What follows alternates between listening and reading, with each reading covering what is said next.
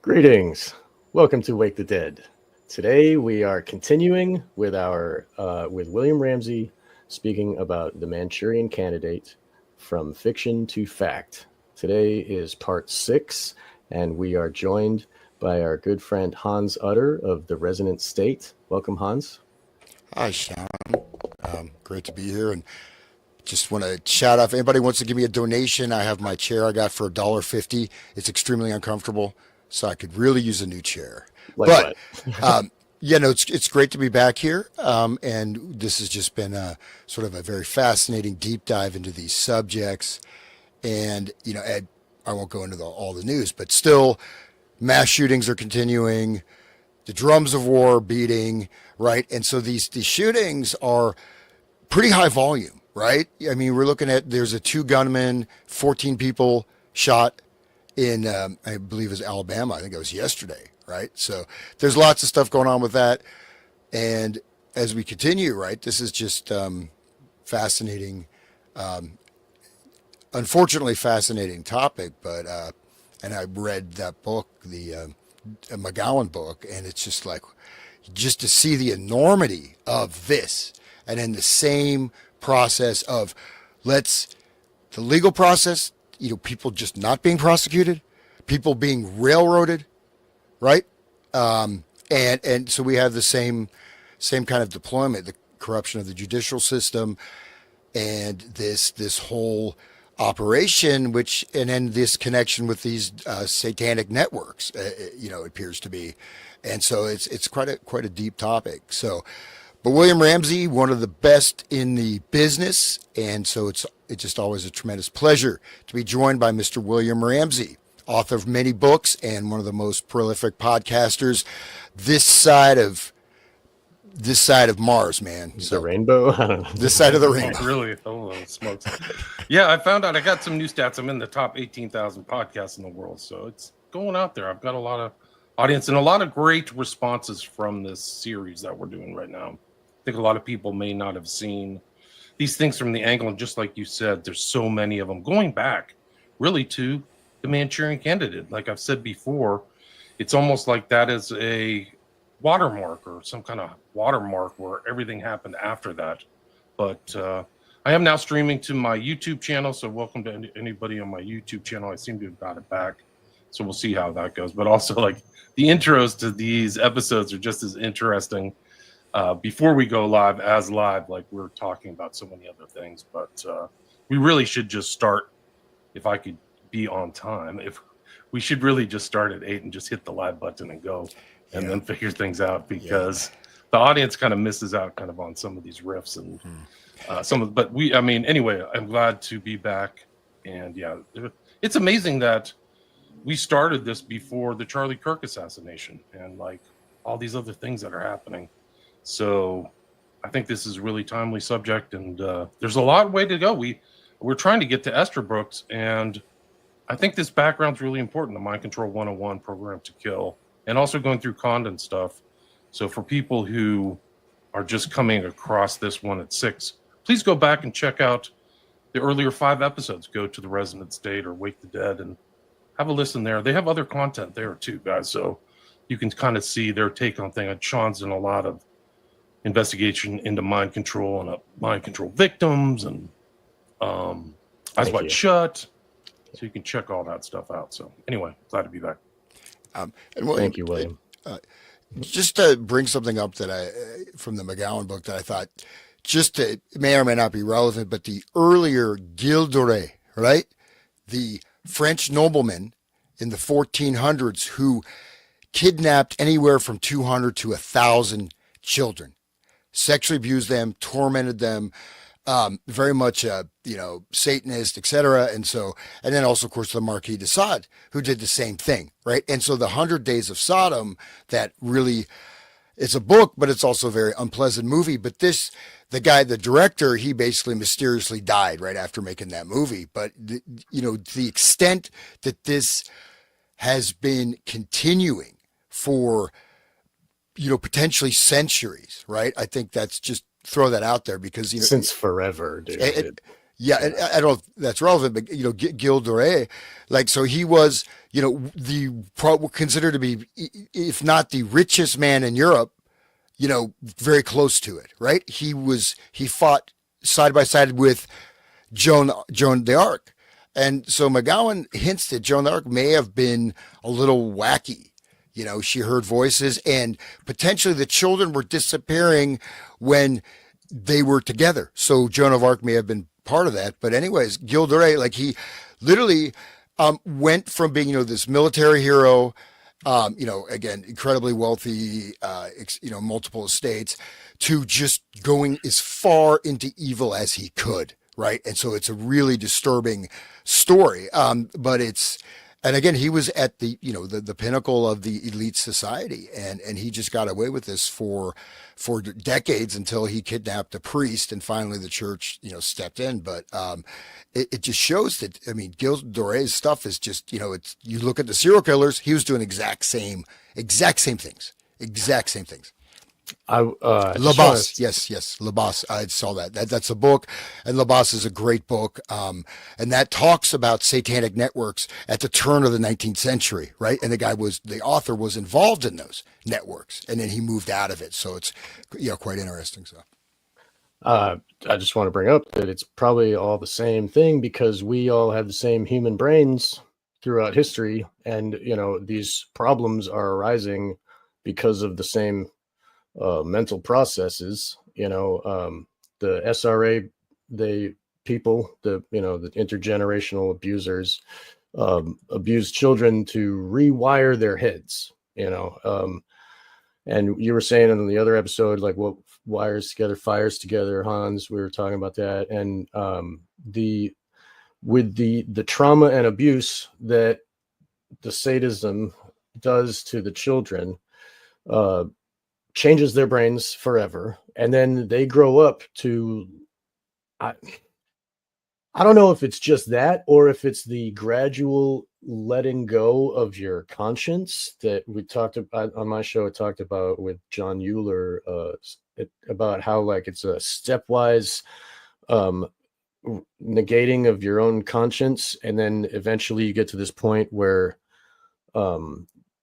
domination is the goal instead of sexual desires, and it turns into inflicting pain on others creates pleasure in you. And it's like the opposite rewiring of, like, when you're in love with your wife, and you see her happy, that makes you happy. It's like the opposite. It's like when you see others in pain and torture, it makes you happy. And that's where, and they gave it the name because of Marquis de Sade, right? And he was famous, but he, as a kid, he had, like, his mother and aunt, and they were like hookers or something, and he lived with them, and there was all kinds of weird abuse going on.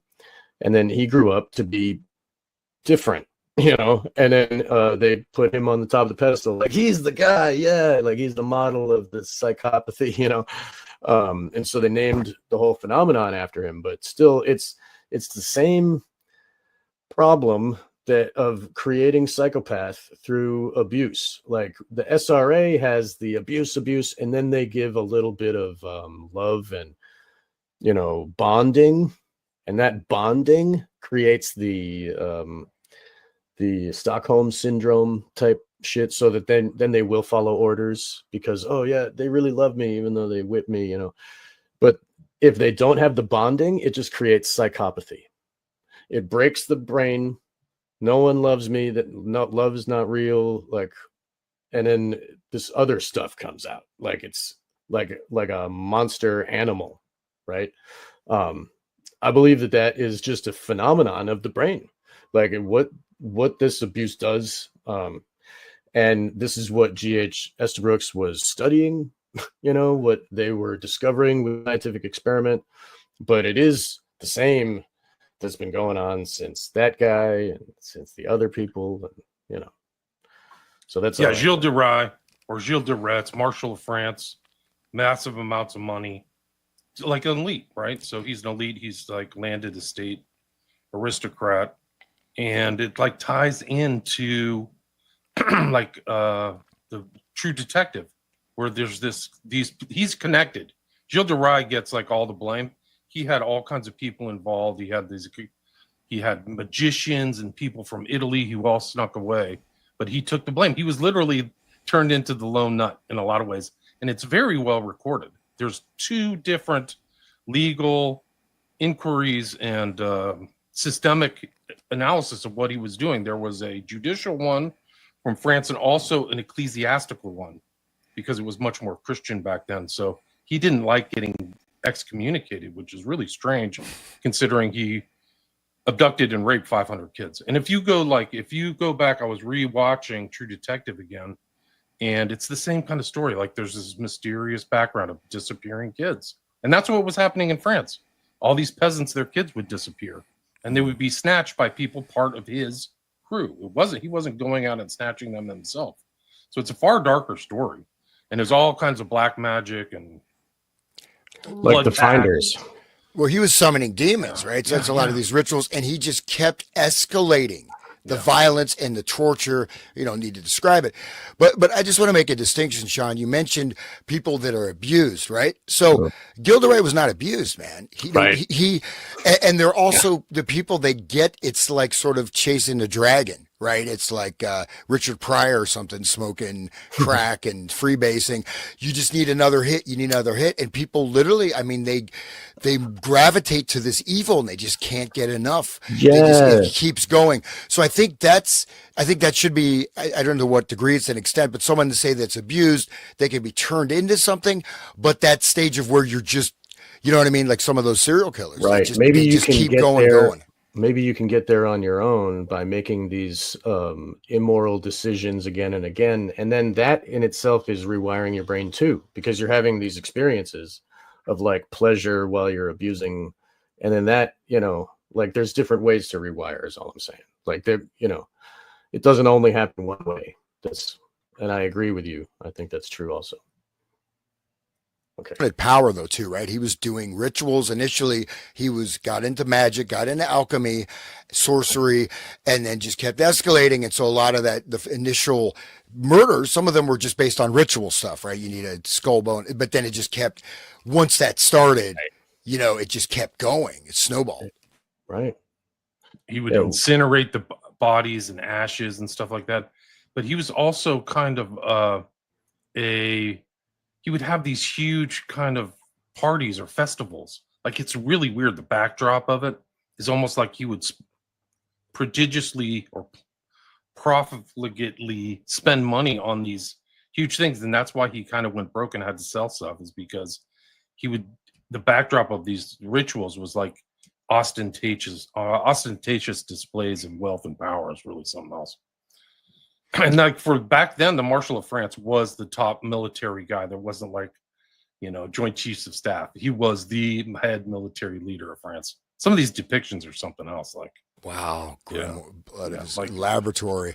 I've actually read. You can go to William Ramsey Reads history books and see all the stuff that I've read, because I've read the ecclesiastical treatise about this case, and so you can just listen to it if you're interested. So this is another story, but Bataille wrote a book about Gilles de Rais, but this is like transgressive literature kind of guy, but he was a little sympathetic in a very uncomfortable way. Didn't he write the story of O? It's about, it was about, this woman who gets into this sort of S&M and ends up just being this totally debased sex slave. He also wrote The Accursed Share, which I thought, I used to think Bataille was pretty cool. I was like, oh, The Accursed Share, that's a great concept. Then you realize this guy was actually a very twisted pornographer, following on the heels of Marquis de Sade, actually. Yeah, Bataille's he's really demented. He's very sick. It's a sick puppy. His occult secret society stuff is really something else. It's another show, but he was keyed into the darkest stuff, man. Like really hardcore. So the pornography and the snuff films add to, like, that's what is infecting the other brains. Like there's a killer, I forget his name, but he was in the interview. He was talking about how he lived in this apartment complex, and there's this young girl, maybe 11, and she came into his house and she was playing with his rat, and he was like, well, I guess, okay. And then he like kills her and rapes her and then like eats her. And he's talking about he's just being honest with the cops, and they're like, where did you start?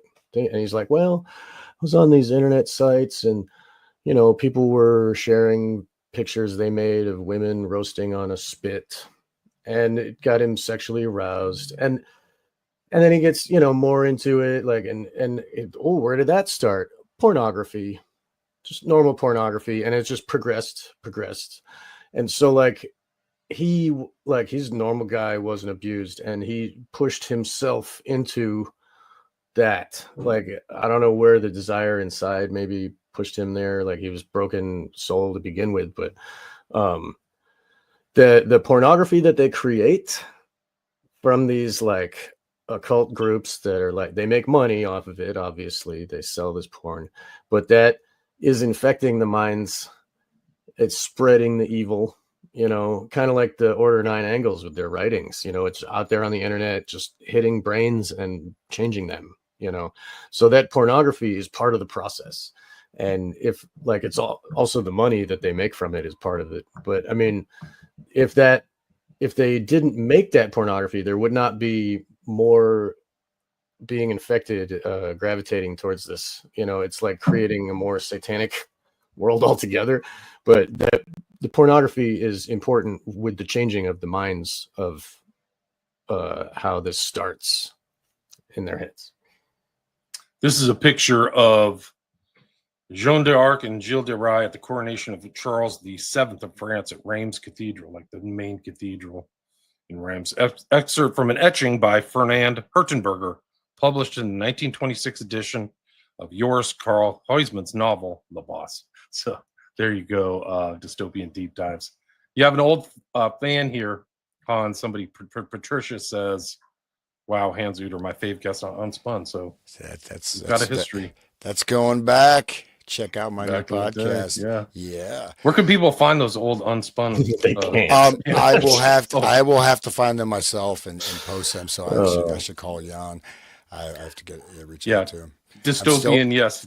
True Detective is partially based on Hosanna Church, which is super dark. I've done an episode on that too.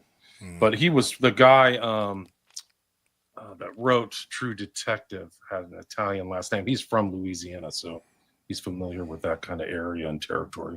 And that's super dark. If you want to have a really bad week, listen to the Hosanna Church, because they were doing the darkest dark stuff imaginable, like on par with Gilles de Rais.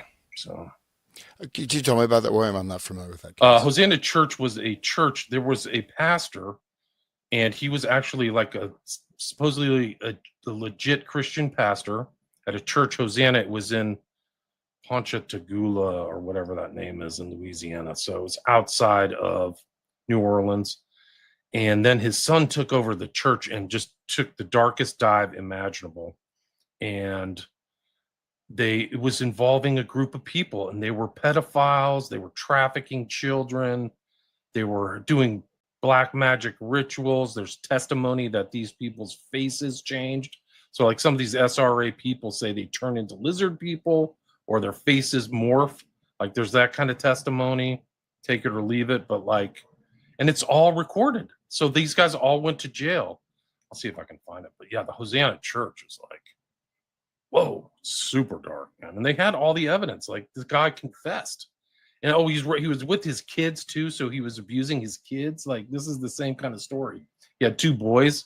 So he was abusing them too. Like it's all these same tropes, these same things of like intergenerational, right? Yep. Trauma-based mind control, sexual-based, humiliation, I'm sure as well. And then it's like covered up. Like nobody, even in the alternate media, almost nobody ever talks about it. Like you just can't. His name was Louis LaMonica. And let's see if I can find my version. Yeah. One of the patterns, of course, again, you have these networks like from the McGowan book, the Atlanta child murders. I had no idea the extent of that, right?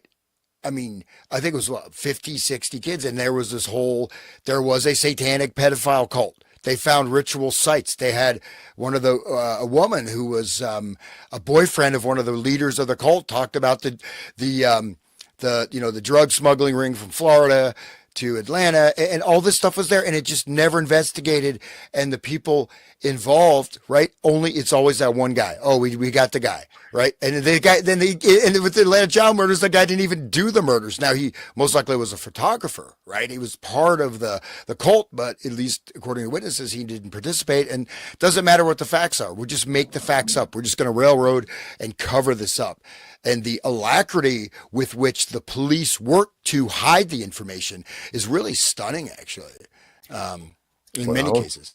They're all part of the cult. They're all. This was in a the cult. group. This was an active cult moving around, trafficking people in a church, and they blacked everything out. Nick Pizzolatto was the writer of True Detective, of all the True Detective things, and he actually is featured in the original True Detective, which is really interesting. But this is Ponchatoula, Louisiana, was the site of the church. So this stuff happening in churches is another common theme. All right, like there will be like many churches are actually a black church doing black stuff on, and these churches are built on sacred grounds and all this stuff, ancient stuff, and a lot of the Roman Catholic mass, all of that is like they just do the opposite. If you look at Eyes Wide Shut, he's got the thurible, they got the robes. It's just like Catholic mass. Even the OTO is like their mass is like basically from the Roman Catholic, right? And so anyway, it's not just Roman Catholic, the Mormon churches, and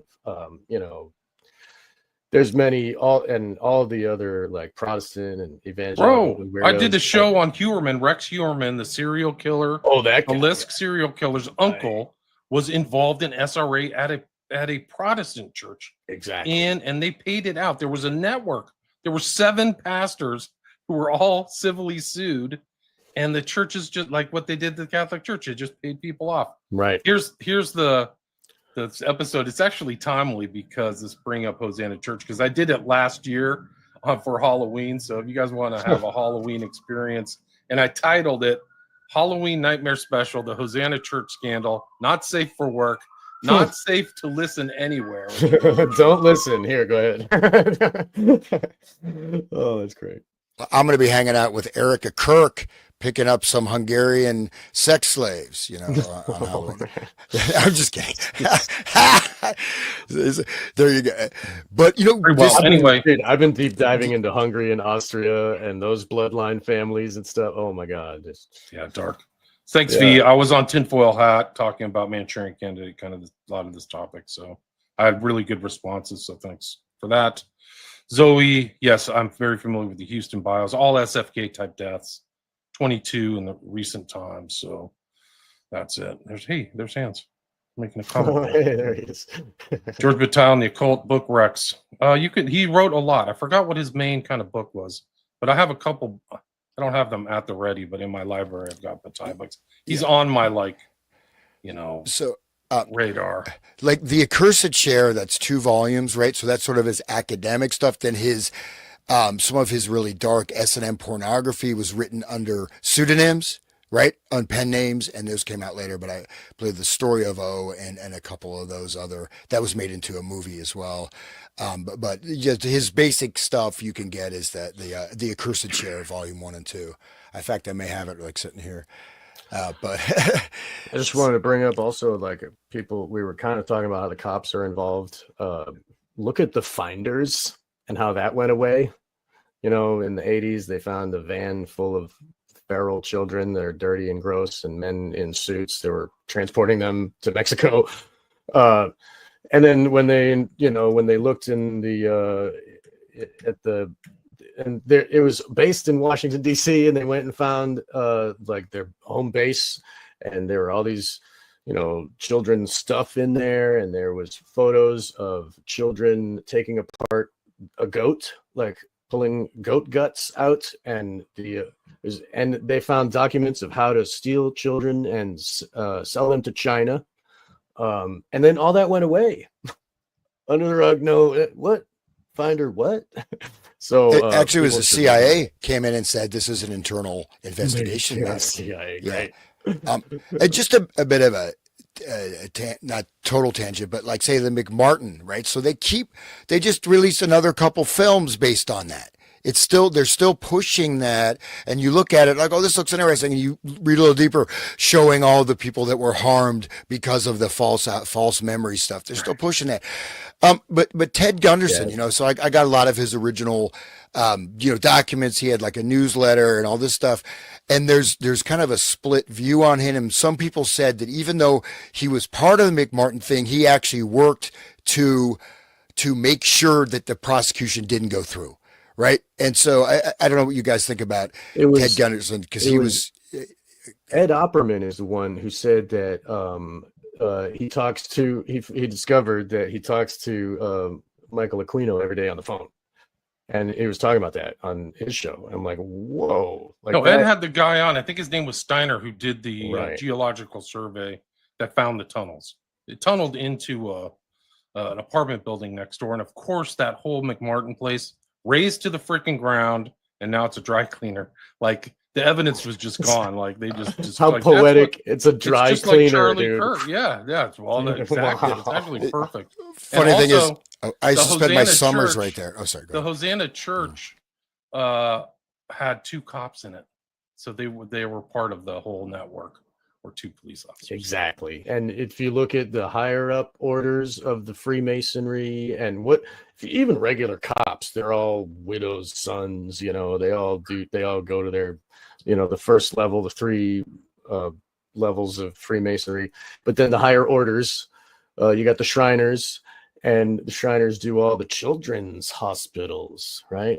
And then above them, you got the Jokers, right? Like, or what do you call them? The Royal Order of Jesters. That's their name, ROJ. And they say life is just a big joke. And their main logo is like the smiley face, dude. There's this little guy that's just like making jokes and laughing. And that is populated by judges and police officers and prosecutors.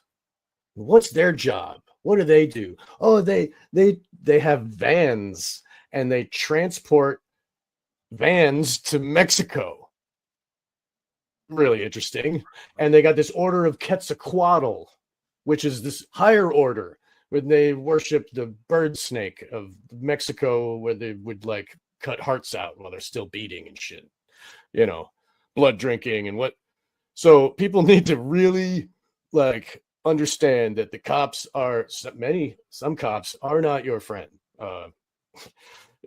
They work for them. Even Mark Passio would talk about how when he would do just regular, masterminds with his buddies in their black robes back when he was part of the LaVeyan Satanism, they would hire a cop to be outside the door, just like a Tyler of Freemasonry. They would be guarding the door, police officer right there.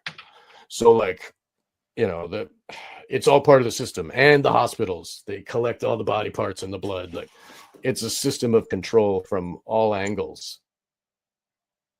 All right, I'll let Hans take that. What do you think of that, Hans? I was just saying that I actually was in, so my family, we're from Long Beach and Manhattan Beach. So I actually was right there when the McMartin thing happened. I was there in Manhattan Beach. And I just, honestly, maybe it's just like, I just actually remembered that now because it was going on. So yeah, my family is all that area, but right there, and there's this big, that whole thing was going on. And I remember being yelled at, like, don't go there or something. But anyways, just a weird thing. Luckily they didn't send me there. At least not that I remember. That satanic panic made people, everybody was afraid to leave their kids like at a store. You lose your kids because some Satanist might come and take them. Oprah Winfrey had like Aquino on there, and they were talking about all that. It was like invading the minds of the people. Were very scared at that time, and I can understand why your parents would be like. Plus, it's right happening. But yeah, that like be afraid and don't let your kids be out in the neighborhood, and don't like get in a car with a stranger. Like that was all really pushed hard because of that satanic panic, right? And as it should have been. we should always take care of our kids. But that it was more. It was they were using it for the fear as well as covering it up, like kind of like 9/11. There, it was a fear event, but then they were also covering up what really happened. At the same time, like to send us into this spiral of like, help. But you should remember though too, it was one of those kind of left-right things. So the educated people think this is a bunch of conservatards that are freaking out, right? Oh, of course. You know what I mean? There was, and you have Zappa, he was talking to free speech, PMRC, there's a lot of stuff going on. So there were two sort of opposing polarities, right? And so this whole thing of this just being a bunch of wacko, not wacko, but just ignorant hillbillies or whatever you want to call it, right? The deplorables, and then you have educated people, and this is impossible. But then, of course, the reality is these things are so unbelievable. Like you look at the whole Franklin scandal, and you look at that stuff. It's hard to believe that this is actually happening. But then it's easier for us to just say, no, that can't be true, and then it protects our own consciousness. Like nobody's doing that to children, right? It's so, like, I'm sorry, I interrupted. I'm really an a-hole. I'm sorry, everybody.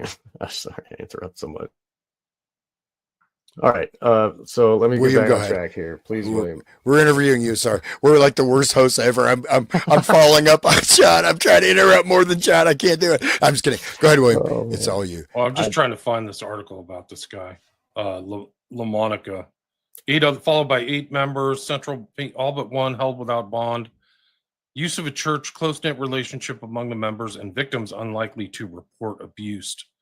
Edward stopped short of saying the cult consisted of devil worshippers, but some defendants told investigators devil worship was the reason for their participation. Right. Edwards added defendants and witnesses also gave statement a dog was sexually abused and at least 2 cats were sacrificed. 24 computers, so it's a lot like the Finders. Tons of computers, like are they making child porn and selling it? And then LaMonica and his wife Robin also faced allegations of having sex with children in their home, but they didn't mention in this he was raping his 2 boys. Like, just crazy, just absolute craziness. So yeah, it doesn't matter if it's in it. Like it'll happen in a church, it'll happen everywhere. There's no place safe from this kind of crap. Like the church only helps to hide it. It only helps to occult what's actually happening because people want to think nobody would do that, especially not a priest. How could they? In True Detective, if you remember, the main character, kind of the driving force in the occult investigation, is McConaughey's character, but Rustin Cole.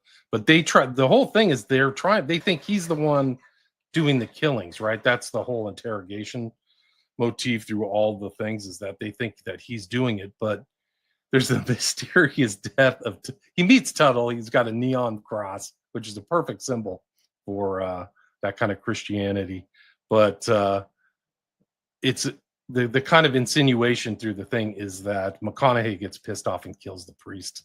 It's not stated outright, but he has a mysterious death. And then McConaughey's seen at the crime scenes. Like they have pictures of him at the crime scenes. Like, what's he stalking the crime scenes? It's because he's been following this group of, occult killers, child killers for decades. It's really good. Watch it again. It's worth it. See little, you pick up little pieces that are in there that you may miss the first time. Yeah, it's really well done. The first one's the best, I think. All the other ones are just trying to capture that what the first one was. Yeah, right. And also the church things. People should listen to Max Lowen. She is an experiencer of SRA who was abused under the Vatican, under the catacombs, and she witnessed babies being killed and eaten, and the demonization of the priests turning their faces, changing, drinking of blood, all that stuff. It split her mind, and she has a podcast now. Unbroken.global is her website. Everybody should check her out. She's very smart and very compassionate, awesome person. Yeah, hopefully I'll gonna try to get her on my my show, but she's great. I hope she does.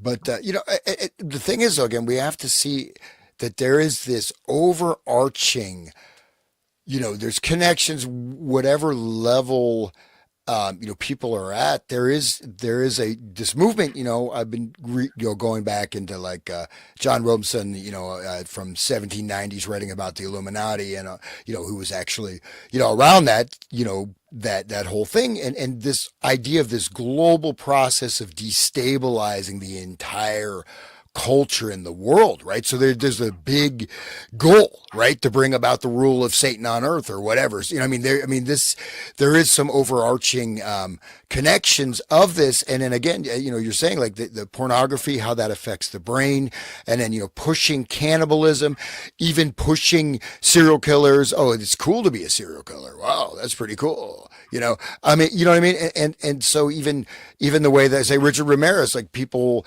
were, idolizing him. Madonna is like, oh, he's great. He's like the pure spirit. He's so free. Seriously. Sean Penn was a big fan of, the Richard Ramirez, and these guys, so it's really, it's hard to kind of wrap your head around it, but I don't know what you guys think about this. Obviously you have bit players, you have these kind of actors, but there's obviously some overarching organizational factors that go beyond just, why do you want to destabilize society with terror? Why do you, why is this stuff being promoted, and how do people get into these things voluntarily?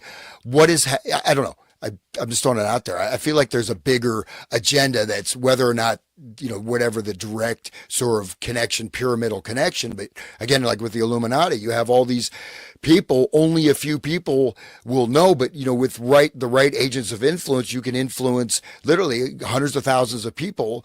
But at every stage down that pyramid, you're going to have less and less information, and different agendas. But But the symbols stay the same. If you can understand the symbols, you can decode what's coming down, right? I mean, on our show, and I still haven't published it yet, the last one that we did about the Kleepoth. I mean, isn't that like an organized destruction of society in our brains? That's like you yourself, Hans, have been describing that, and it's like it's a stepwise progression, and we're getting closer, And I want to recommend a great film by one of my all-time favorite, Susan Sontag, right? The great feminist. Her movie she made 1969, Duet for Cannibals. So she made a film, Duet for Cannibals, 1969. That's, the feminine mystique and all that. So that's a duet. I just threw that out there, but I don't know. I saw that the other day, the Duet for Cannibals. Oh, 1969. Wow. So yeah, she wrote, directed, and edited the film. So that was her. That's right. Your feminism right there. Okay. I know that's a little bit obscure. But the picture says it all. She's got a little idol of a male, like in her hand. Like Oscar. Yeah, she's not bitter, angry, or she's holding it like a gun, though. She's like 007 cover, right? That's where I have men. I'm a witch. Well, I did a show where like the guy, I can't remember his name, but he basically said like all feminists emulate witch tropes, witch morality, and everything. They're like anti-life witch people. That was like he's right. Right. Well, it was created by Satanism. Like feminism is a devouring of our society. If they can get all women to hate all men, there will be no more birth. Like it will destroy humanity. Right. So like it's the ultimate us against them. Like if you can it's because 50% of the planet. Like you can get like this many Democrats going against this many Republicans. Maybe it's like 10 or 12% like that are actually going to fight and stuff. But if you can get 50% of both sides of the whole world to fight each other, then that's, order ab chao, right there. Social pestilence. Susan Sontag is a witch. The guy's name is Edward Dutton, and the one we did is Witches, Feminism, and the Fall of the West. So I got to have him back on my show. That sounds great. I want to hear that. Yeah, that's very not publicly acceptable conversation. Is like, oh yeah, by the way, all feminists are witches. But not far from the truth. But it's if we talk bad about Kinsey, everybody gets mad too. You know what I mean? People got pissed. I've talked to people and they're like, how can you besmirch this guy? He's like a real adventure. I'm like, Oh, all a freaking babies are monster, sexual since birth. Like what? dude, do you know he was raping What? babies and doing experiments on infants? You freak! Yeah, Like how dude. this thing Oh my god. And he died No, from hanging his Johnson hanging by his yeah, Johnson. his So that's- orchitis on his Orchitis. his Yeah, he balls. tied a Yeah. rope around his testicles. He circumcised himself with a penknife. He was doing that. Yeah, he's out. He's He like was the sadomasochist. sod, dude. He was one of these Modern people version. that we're talking about, where their brains just like Labas and like all these freaking people that he was crazy, and the Rockefellers were like, "Oh, we can use him. Let's put him on a pedestal." And now that's society. Okay, the more you look at like really everything is satanic, like the feminism and the satanic, not like, oh, some guy with horns, but like anti-human, killing the world, like involution, worshiping death, you know what I mean? Death cult shit, like that's what it is, and it's always been that shit. And it's like these are all just the bubblings out of that type of psychology, like, oh, feminism is happening because Satanism, right? Cannibalism is happening because Satanism, like snuff films, like all this stuff is like imposed on us by these psychopaths that have been ruling us since Babylon. Sorry guys, I'll shut up. Well, and one thing to note is that, like, which Richcraft and I had sort of my massage therapist I was going to was actually a witch. She had like this sorcerer's broom from it was like from 1650, and she had all this stuff, and she did some weird stuff to me. I got over, but I mean, I didn't. She like that was not good. But people. The thing to understand is that a lot of people, even say when I was in graduate school, there was a guy, he was a Satanist. He had his, big pentagram. He was a graduate student in music theory or something. I guess that would make anybody a Satanist, right? But it just was like, because everybody is a materialist, atheist. So it's just something you're doing. Oh, we'll just connect with nature.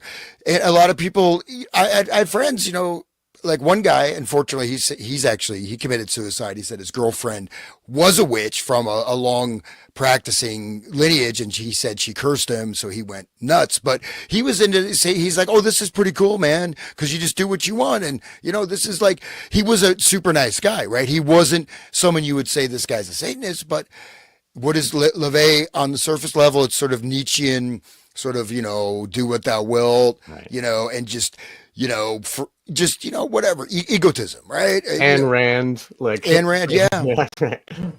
But then when people think that there's nothing behind it, and and then of course once it's you harmless, it's fine. You got to come back from that, right? Yeah. But and it's just like, I'll never, unfortunately, that kind of turned me off from witches when my massage therapist like friggin' put a curse on me or whatever the hell she did.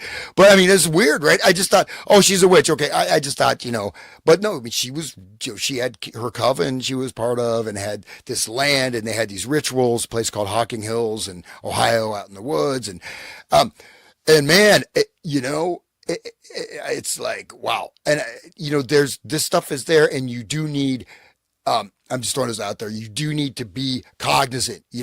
Not everybody, even the people you think maybe seem nice, other forces can come through them.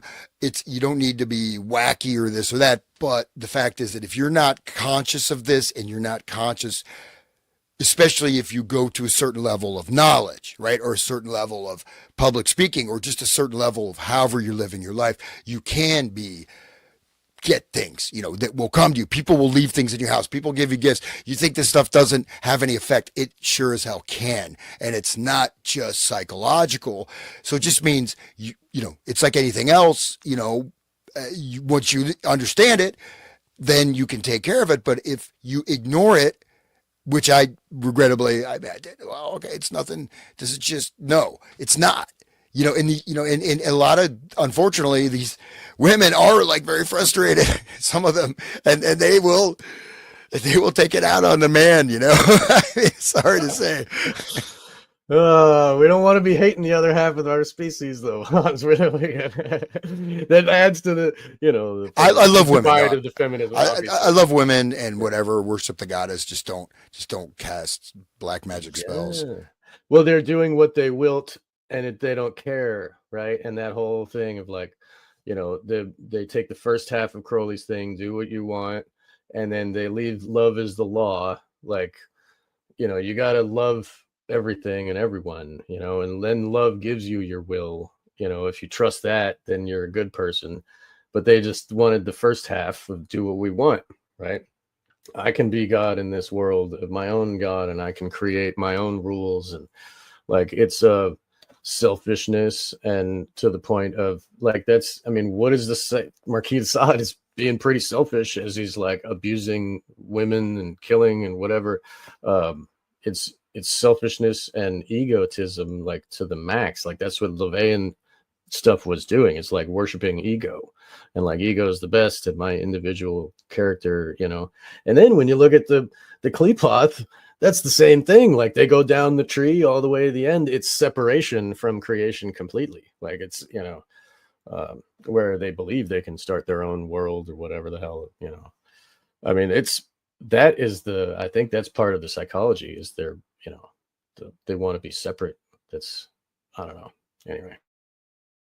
Yeah, and I'll let William go, but I mean, one thing, because I spent so much time in India or whatever, is that, you see, like, so they have on the books, black magic. You can be convicted of the crime of practicing black magic, right? So they're much more, in general, they're aware of these things, and, you know what I mean? So it's not considered whatever. It's not, I'm trying to freak people out, but it's like, well, if you just think I'm in a materials paradigm, this is all psychological. Maybe a lot of things are psychological, certain things aren't. So if it's kind of like if there's a Somalian gang down the street for me.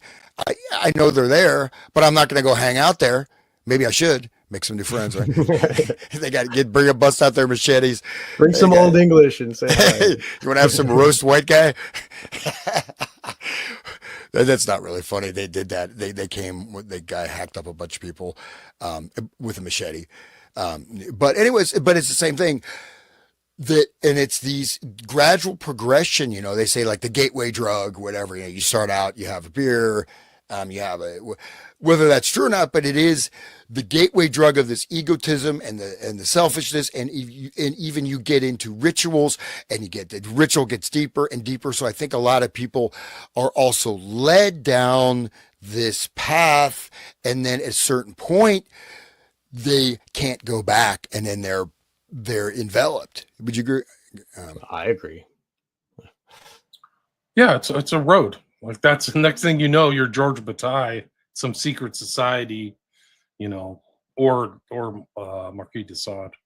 Really good movie based on 1,000 Days of Sodom is Salo by Pierre Paolo. Yeah, that's what he mentioned. That the other title is 100 or 1,000, 101 or whatever. Well, the movie's based 120 on days. Yeah, that's sick. But it's also based on Italian. Through it, I was like, okay, I've downloaded the thing, and I clicked through, and I like, gross, disgusting.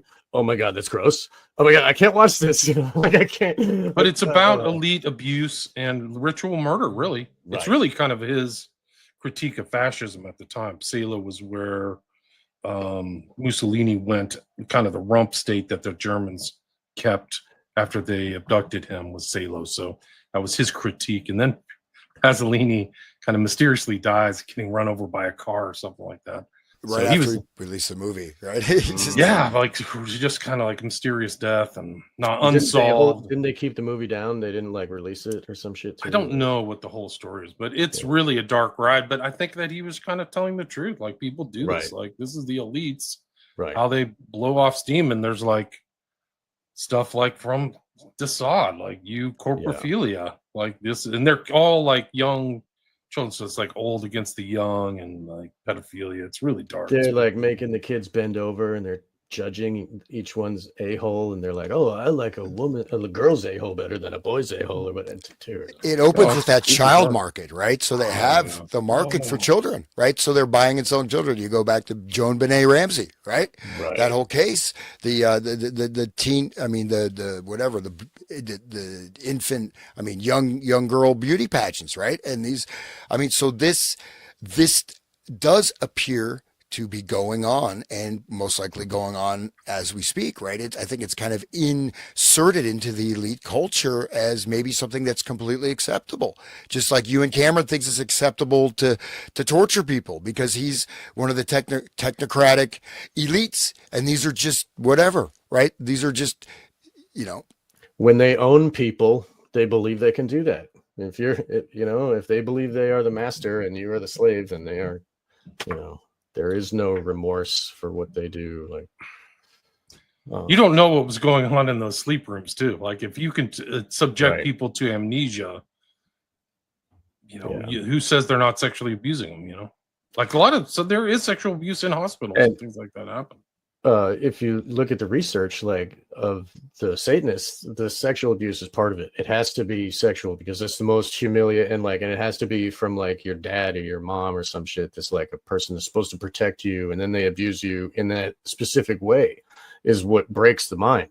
Like you could just hit him in the head with a frying pan all the time, but the sexual abuse and the humiliation is what really. And then I don't care about you, and then it comes to like a Stockholm of like, oh, go ahead and abuse me, and yes, I would deserve it. You know what I mean? But the sexual abuse is part of it.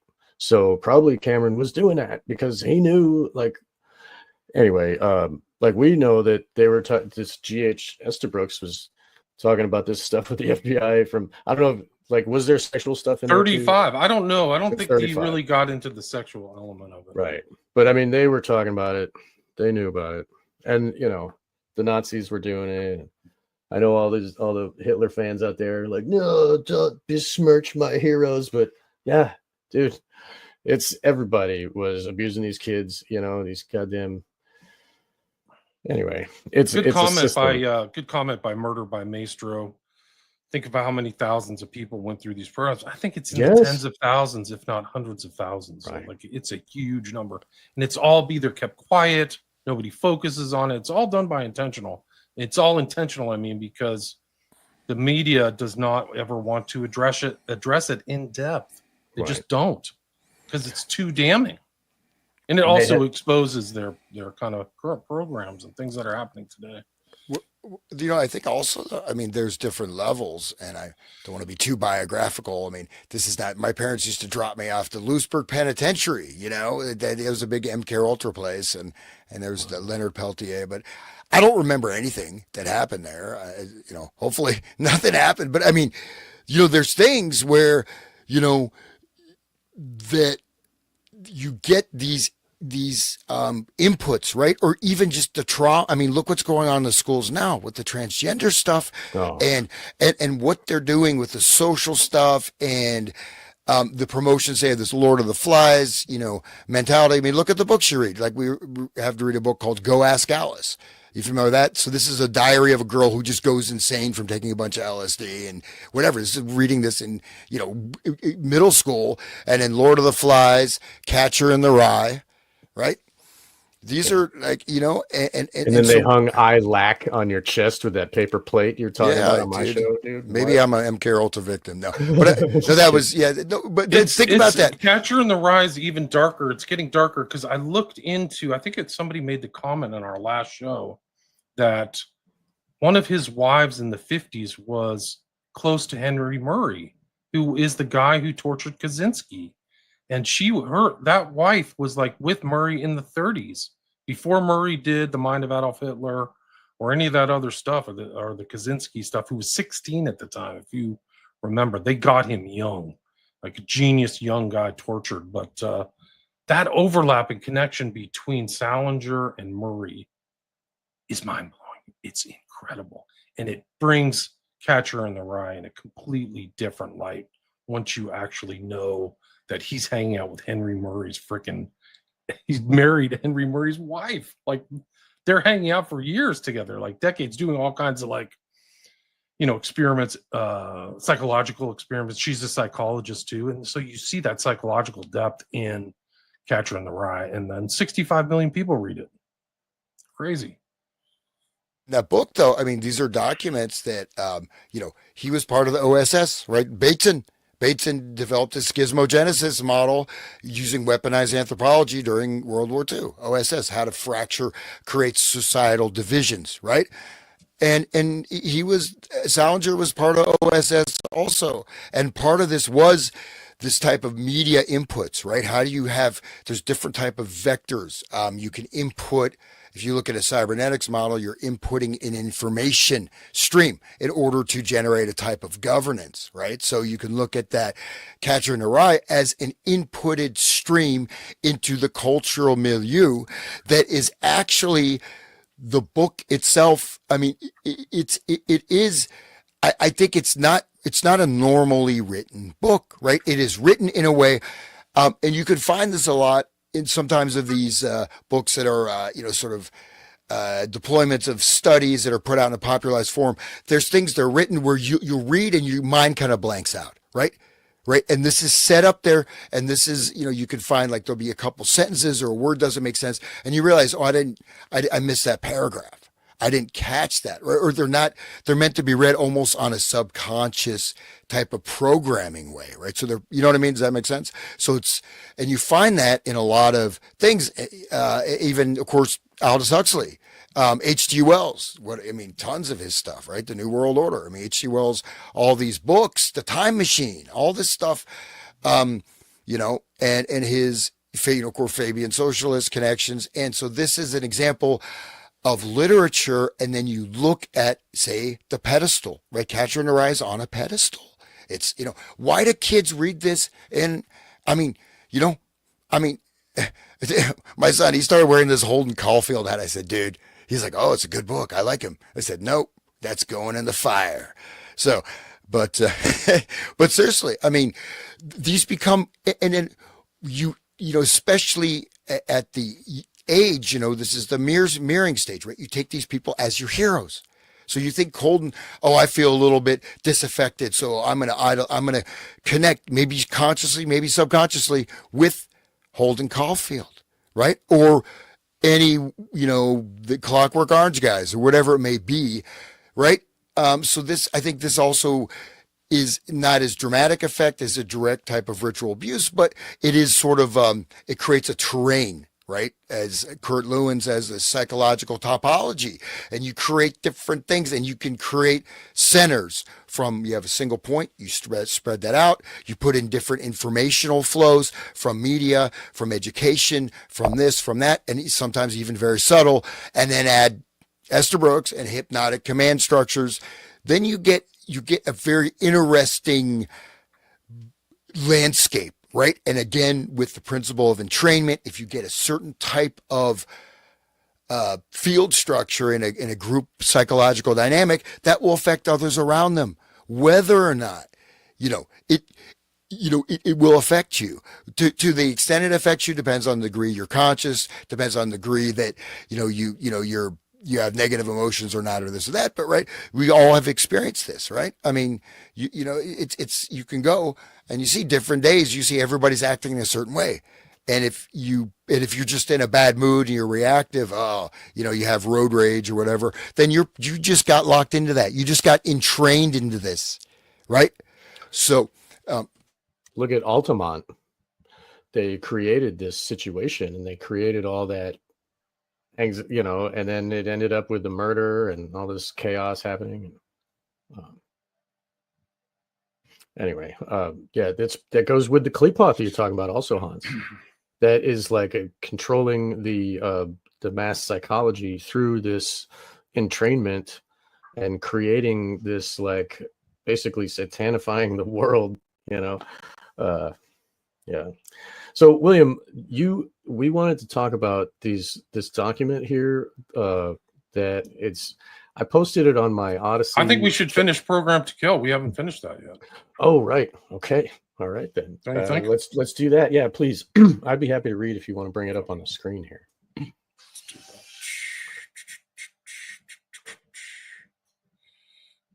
We are at the vulnerability.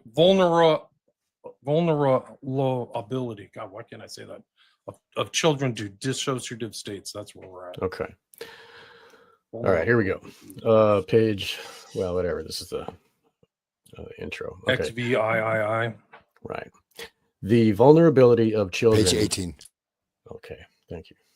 The vulnerability of children to dissociative states brought on by traumatic abuse is one of the reasons that the CIA and other intelligence agencies have played key roles in the creation of relatively mainstream satanic groups, as well as in denying the existence of underground satanic cults engaged in violent criminal enterprises.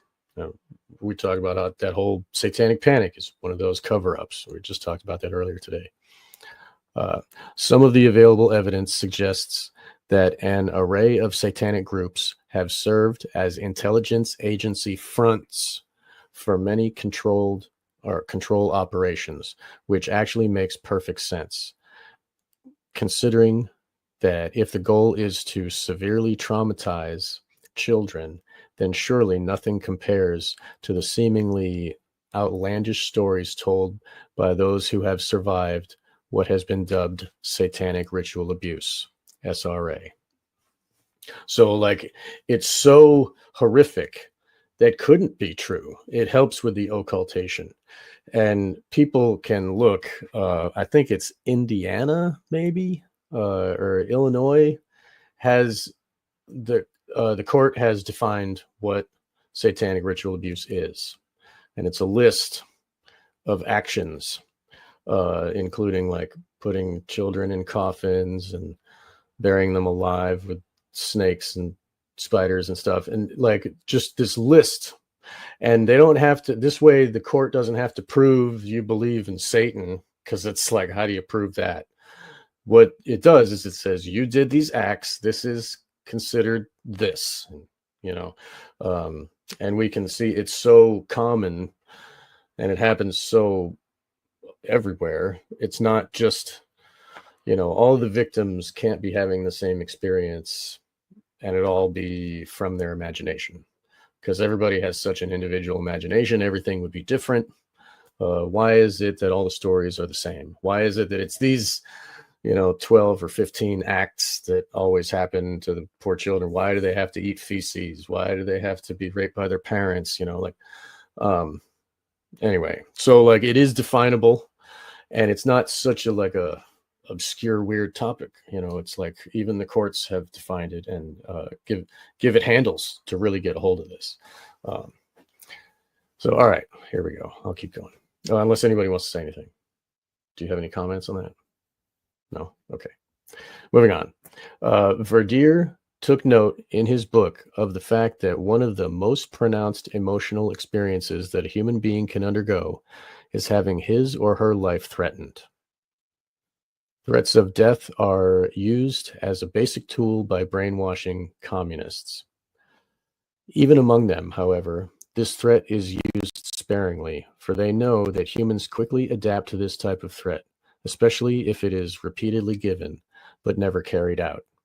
In order to avoid this routinization of stressful emotional situations, they have been known to casually execute prisoners for the apparent effect it has on others. So when you see others die, it affects you, and this is, I mean, okay. Anyway, moving on. The actions that Verdier predictably attributed to brainwashing communists precisely mirror the stories that have been told repeatedly by self-described survivors of ritual abuse. These victims speak of receiving frequent death threats directed against both themselves and their family members. They speak also of having those threats reinforced through their forced witnessing of, and even participate in, the killing of others. A lot of times little kids will have to hold the knife and their programmer will hold their hand on the knife and do the killing, you know, and then that internalizes the guilt into the young child, that forever they're like, oh, I killed, you know, and then that further occults, and it further separates their mind. Their conscious mind doesn't want to know they were part of it. This is the lengths that they will go to. Okay, here, where was I? Here, let's see. There has been a tremendous amount of energy expended to discredit all such stories. At the forefront of the movement to deny the validity of these stories told by countless survivors is the False Memory Syndrome Foundation, a group that led by a truly vile coalition of CIA-funded psychiatrists and accused, in parentheses, and in some cases convicted, pedophiles. Also playing a key role in the movement are Paul and Shirley Eberle, the authors of a purportedly... Eberle. Okay, Eberle. The authors of a purportedly authoritative book entitled The Politics of Child Abuse. The Eberle's book attempts to lay the blame for virtually all child abuse accusations and prosecutions on overzealous prosecutors, therapists, and parents. The argument might be a little more credible, however, if the Eberles themselves were not known to Los Angeles police as distributors of child pornography, a fact that media outlets conveniently and rather consistently ignore while touting the Eberles as authorities in the field of child abuse. Yeah, they're because they know how to do it. Yeah, takes one to know one. It's so sinister. Like, they inserted themselves into this stuff. Like, that's how dark it is. Like, what the heck are you guys doing here? That's like part of the evidence of the cover-up. It's the same thing's happening after this whole Kirk assassination. It's like you can see them shaping the conversations around Kirk and pushing it certain ways, and misinformation, malinformation, disinformation. It's like the techniques too. And these Everly people were like that, super creepy. Like they have them on record in some kind of child porn book or something like that. I can't remember what it was, but I vaguely remember like they're doing this, but they're also on some like pedo material. I forgot what it was. As I mentioned in the beginning, there's just 4 movies with this year and last year, a couple documentaries, a couple fictional films, exactly using their material as the basis. These Eberles, their stuff is being used still and being put out decades later. And Sean, I forget the name of the movie. This came out a couple years ago, and I thought it was really interesting. It's about this girl, is like, molested or something, and there's some kind of weird cult. And then at the end of it, you watch the whole film, all these people's lives are ruined. You think, this is like, oh, there's justice finally. It turns out, no, she made it up just because she had some attitude problem and destroyed all these people's lives. So you went on the hook yourself through the whole movie, and right at the end, they flip the script. Right. And suddenly it's all just BS. And then they have the little footnote, the satanic panic in the 1980s ruined many people's lives. So, but they're still pushing it. Why? Right? Why? Because it still happens.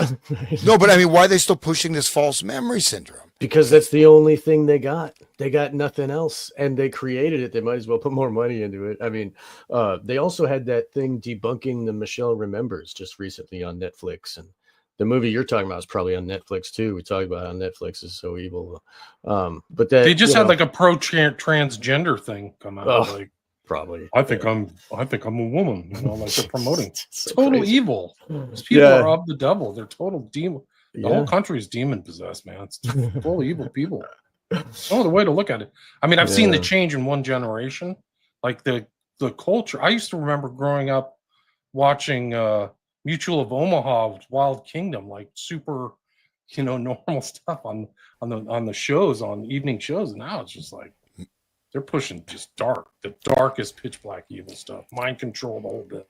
Mr. Rogers' Neighborhood with Mr. Green Jeans playing the piano. Hello, little creepy. Or but Mysterious Adventures with Arthur C. Clarke. He's playing ping pong with his little boy toy, talking about rainbow fish falling from the sky. Like, Or I mean, there was crazy shit on TV like forever. Kiss, Kiss, the rock band Kiss had this TV show where they were like they're flying in the spaceship and stuff. I remember it. It was, I don't know, man. But no, but you know what? I didn't want to go there to keep my academic credentials going. But I talked about the psychological topology. This also can relate to energetic field structures and arrays, and we can call some of these things, if either guided, egregore, thought form, or entities that can affect thousands of people. These things are much larger. Some of them are much bigger than a single person. So this can actually affect hundreds and hundreds of people, right? And so this type of, and the degree, I mean, the degree, you could say full possession and influence, like just with the road rage, just see people, the way people are just driving like friggin' maniacs. You know what I mean? Like really seeing this, like, so this is an example of that. And I think it was last week we talked about all the kids doing like that, whatever TikTok challenge or whatever that is. That's another example. So this goes from psychological states to this encoding, right? So you can actually look at this as small scale type of possession, or even possession doesn't mean you have to be speaking in tongues like the exorcist. You can have that influence, and it basically what's going to do is feed off of your negative emotions and magnify them, and then you do things you don't even know why you did it, or you just start going. And this is, I think this is part of it, is to create this type of thing. I mean, look, they're trying to generate the Civil War right now, right?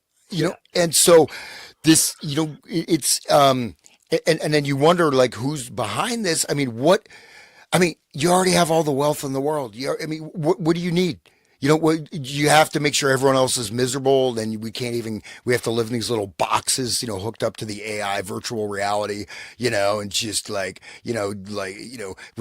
Elon Musk's, things stuck in our brains, and just, we can just watch porn all day. Oh, right.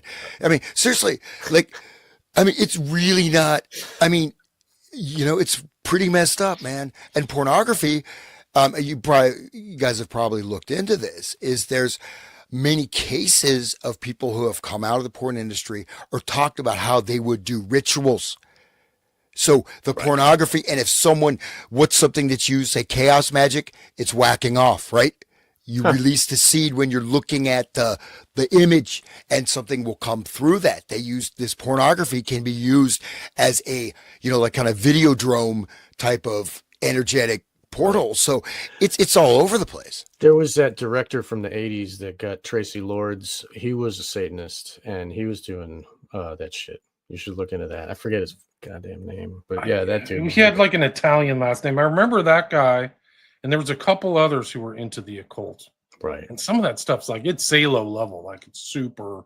Talk about that spectrum. Like, yeah, I've seen people in the porn, former porn stars, like they wanted me to barf on, and I had to get down on all fours like a dog, and it's just horrible stuff. Right. Humiliation stuff, right?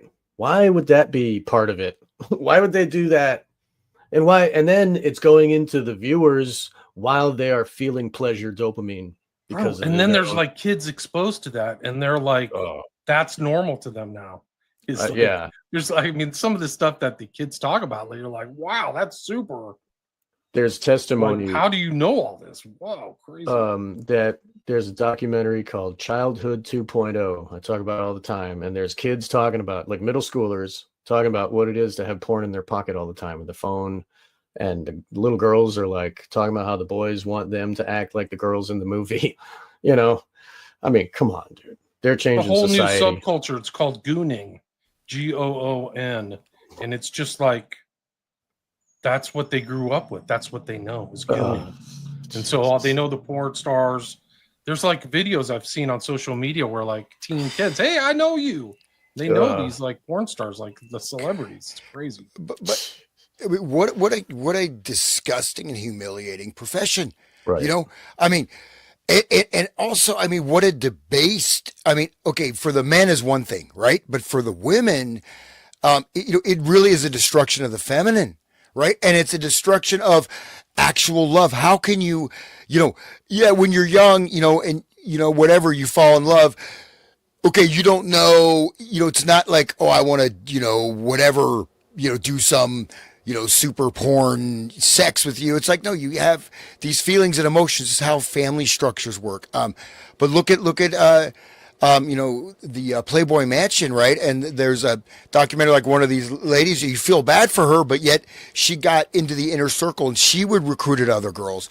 And it got more and more and more and more debased, including, just absolute humiliation. You after would just watch, right? And the women and she said something was done to me. It'll never come back because your soul got harvested. And this, and Hefner was, but that's the level. I don't want to relate details, but that level, yeah. Do you guys know about the Instagram models being lured to Dubai for doo-doo potty stuff? They get pooped on. Like they think they're going over there to be a hooker or something for like a couple weeks, and they get like captured and beat up and pooped on and raped. Obviously that too. But I mean, it's a thing. It's a whole industry. It's called yachting too. I mean, it's a subset of that. They're rented for the weekend. They go on the yacht, and they have to, they have to give away. I mean, on a boat, like anybody who's seen like Always Sunny, the psycho that he's like, oh, just the implication. When you're on a boat, they can't run away. Like, oh, they got to do what you say. Isn't that what Ted Kennedy said? Or probably, dude. He would try to get his women on the boat so they couldn't get out. Yeah, and Ted Kennedy, if you listen to Bryce Taylor, he beats the crap out of women, makes them almost dead, and he can't get it up unless he's beating them up to bloody and almost killing them. Ted Kennedy, the guy who was in the Senate forever. Chappaquiddick. Chappaquiddick. He should have saved that girl. Kopechne Right. should be alive. Right. She was in like 4 feet of water or something. It was nothing. And there's her fingernail scratches on the dashboard. Like, dude. No, yeah, that whole story's weird. Some people have tried to justify that story, but that's like a story of elite depravity and decadence, really, because he just left her to drown. Yeah. And just acted like he walked away and like, oh, nothing happened. They said when he was talking, he was like almost dissociated, like it didn't matter. Like he didn't think that she was dead. He didn't even know. Maybe he was blackout drunk. I don't know. But like his response to it, and it effectively ruined his political career, his presidential hopes. That was it. But what's amazing though is this. We started out talking about Gilles de Rais, right? We're literally having this. These things are mainstreamed. Right? And this is, people are gravitating toward, you talk about the kids. What does that do to you? Right? Yes, there's always a percentage. You have a certain percentage of people who are born hermaphrodites, right? You have people that are whatever, there's some, there's always going to be any population of any animal, anything, there's going to be certain outliers, right? But to mainstream this stuff, which is actually, it is barbaric. It does violence to the spirit, to the mind, to the soul. And what pleasure is there in that? There, you know what I mean? If you have, but yet this is like, I'm actually shocked, right? But think about Gilles de Rais. It's now like everybody's a junior Gilles de Rais, almost. Not everybody, not me, but but seriously. And what about the Jacob Frank and the, Sabotage Zevi and all that crap? Like that, wasn't that the same too as this? Do you think, Hans? Sabotage Zevi, that was, of course, he was he was like opposite of morality, right? Well, so Sabotage Zevi, of course, you have to say, like, he had millions of followers, right? He was huge. I'm sure everyone knows who he is. 1666, Nathan of Gaza declared him to be the Messiah, and he had followers all over the world. And so he was doing, it's Lurian Kabbalistic magical practices. He had manic depressive stuff, but basically the whole idea was that we want to bring God back, and in order to do that, you must do evil, violate every convention, incest, rape, murder, whatever. But it was ritual. The extent to which it went is hard to tell. I mean, obviously this filtered into, I mean, you have all the elites, coming from Jakob Frank, his reincarnation. Rothschilds were also, members of his church, Catholic Church, infiltrated, Islam, Turkey, the Donme, right? All this stuff infiltrated. But, this idea though of doing evil is your spiritual duty. This is your duty to do this. And then this ties into earlier, you go back to Hassani Saba II, who said the chains of law have been broken. Nothing is real. Everything is permitted. Right. So it's kind of, and you have like the Friends of God thing from the Middle Ages, also these kind of weird, there's some other kind of weird, these cults. So, I mean, the thing is the Zabbatians, to get the exact, even Jakob Frank, you try to read his writing, it's totally encoded. I mean, everybody's trying to read his actual writings, unless a lot of this stuff was oral tradition. But I mean, Zabbatai Zevi, though, I mean, that redemption through sin, right? This became a major, major impact, right, on cultural elites. And still, I mean, there's still, to this day, there's still Zabbatians, hidden Zabbatians in Turkey to this day. They still exist. But especially for the elites, this really, it captured the imagination of some of the royalty, right? It captured whatever elite society, right? So eyes wide shut, right? That's an example of a type of Sabbatean ritual practice. But again, there's not, at least as far as everything backward. The guy's walking around backward, like left-hand path, and they playing the music backwards. It's backwards, everything, right? So I've been saying this eyes wide shut thing. It's the same as what you're saying. Right? But then the thing is that you have to look, there's the levels, the elites that are engineering this and how they're feeding, and then the dummies who get involved, right? Because they're actually getting harvested, right? Their energies, their spirits, they're being destroyed. They're becoming husks of human beings, right? At a certain point, you can't go back. You go into this debased sexuality stuff or whatever it is, especially if you're abused or an abuser. This gradualism, you're not the elite. You're not, what I mean? You're just you're the donkey, or whatever. You're the friggin', the Smurf or something. I don't know. The prima materia of their alchemy and the whole society. You're just, you're a golem for them to wield. Look at that that 1933 thing that we had where they're burning the baby to Moloch in Chicago, Wrigley Field or wherever. It is a satanification. I think and it's the inevitable end of psychopathy. And these psychopaths are going to get together and work together in their little conspiracies together. We can all work in this hierarchical situation, and we can own the world, and we can rape and kill, and we can do whatever we want, and we can make money, and we can create society, and we can make the very words they use.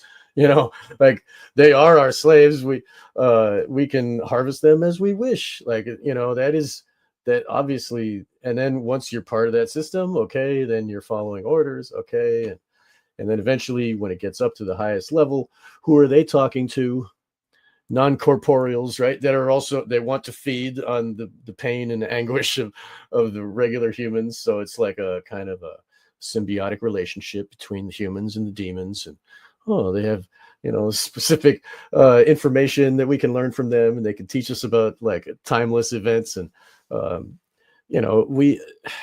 anyway, I'm sorry, but I kind of went off the rails a little bit, but I'm gonna keep reading if you guys don't have anything else. I'll say one last comment. As an analogy or maybe metaphor, it's like the AZT, right? AZT, and then the poppers, amyl nitrate with the San Francisco bathhouse scene, right? So you're doing that. You're taking AZT. You're just doing it up in the bathhouse. Macho man. Village people. All right, but what are you doing? You're weakening your immune system, and this is your human your spiritual immune system, your human nature, your ancestral, whatever you want to call it, you're reducing it, you're cutting it down more and more and more, and then you're going to get infected with anything, and you have no more protection left and that's what's happening to the society and the culture. I think that's part of it, right? For like that lady who was in that documentary on Hugh Hefner, she seems like a nice person, but she didn't stop, right? But she had gone too far because, oh, I'm with Hugh. Hugh likes me, so I become a recruiter. And then, she's, doing this horribly debased things. You're not coming back. You lost, you're gone. Sorry. And that's too bad. But does that make sense? Right. So it's like you're weakening the immune system, you're engaging in the behavior, and those who are engineering it, that are standing on top, are able to harvest that. But then you're also weakening the whole social fabric. And there's certain things. How do you get, there's protection available. There's lots of protection. You have to avail yourself of that. But at a certain point, you can't get that protection because you have crossed certain thresholds and you can't come back from it. Plus, if you fall into the egregor of the evil psychology of the Satanism, then, you think it's right and good, and you're like this is, our true nature and crap. And so you get fooled into that. And then you are, like William was talking about the Order of Nine Angles and how that is spread, and how this it's just a satanic philosophy that is just taken up by people willingly. Oh, that makes sense. Like, I fell into LaVeyanism when I was a teenager. Like, I was just, atheist, and yeah, that makes sense. Like, it's like an infection in that way as well, and so like that can be combined, where they're getting the psychology of the Satanism, and they're dabbling in the crazy sex rituals and the abusing of stepwise into that, like that Danish banker guy I was talking about. He was on YouTube talking about how he would go to these rituals and he would get promoted, and eventually there was kids there, and he was like, oh, I don't want to do that anymore. Like, I don't want to be part of that. And then he broke away. But it's a stepwise thing. And all the while it's training your brain in many ways. Like but the people that accept it willingly are, they get a greased pathway to the top. Like, look at Bill Clinton. What the hell did he agree to? Anyway, so like it is like this is a free will existence, right? They have to trick you into accepting it, and I believe that it is it's a process which takes a long time. The Fabian thing is satanic. It's a black wolf in that sheep clothing. All right, I'm going to keep reading here. That's all good. All right. So there's only a little bit left. So, contrary to conventional wisdom, claims of ritual abuse are certainly not a modern phenomenon. Such claims have actually been around for quite some time, and they were given legitimacy by no less an historical figure than Sigmund Freud. Over 100 years ago, Freud recognized that ritual abuse is likely the primary cause of the psychological problems that he observed in his female patients. I brought this up before a couple episodes back. I'm glad this is here. Author Kevin Marin noted that Freud had commented on the marked similarity between what his patients told him and the accounts of the witchcraft confessions of the 16th century. In a letter to a colleague written in January 1897, Freud pondered, quotes, "But why did the devil who took possession of the poor things invariably abuse them sexually and in a loathsome manner? Why are their confessions under torture so like the communications made by my patients in psychological treatment? If Freud were alive today, he might well add, and why are the communications made by my patients a century ago, so like the stories told to therapists today by survivors of SRA.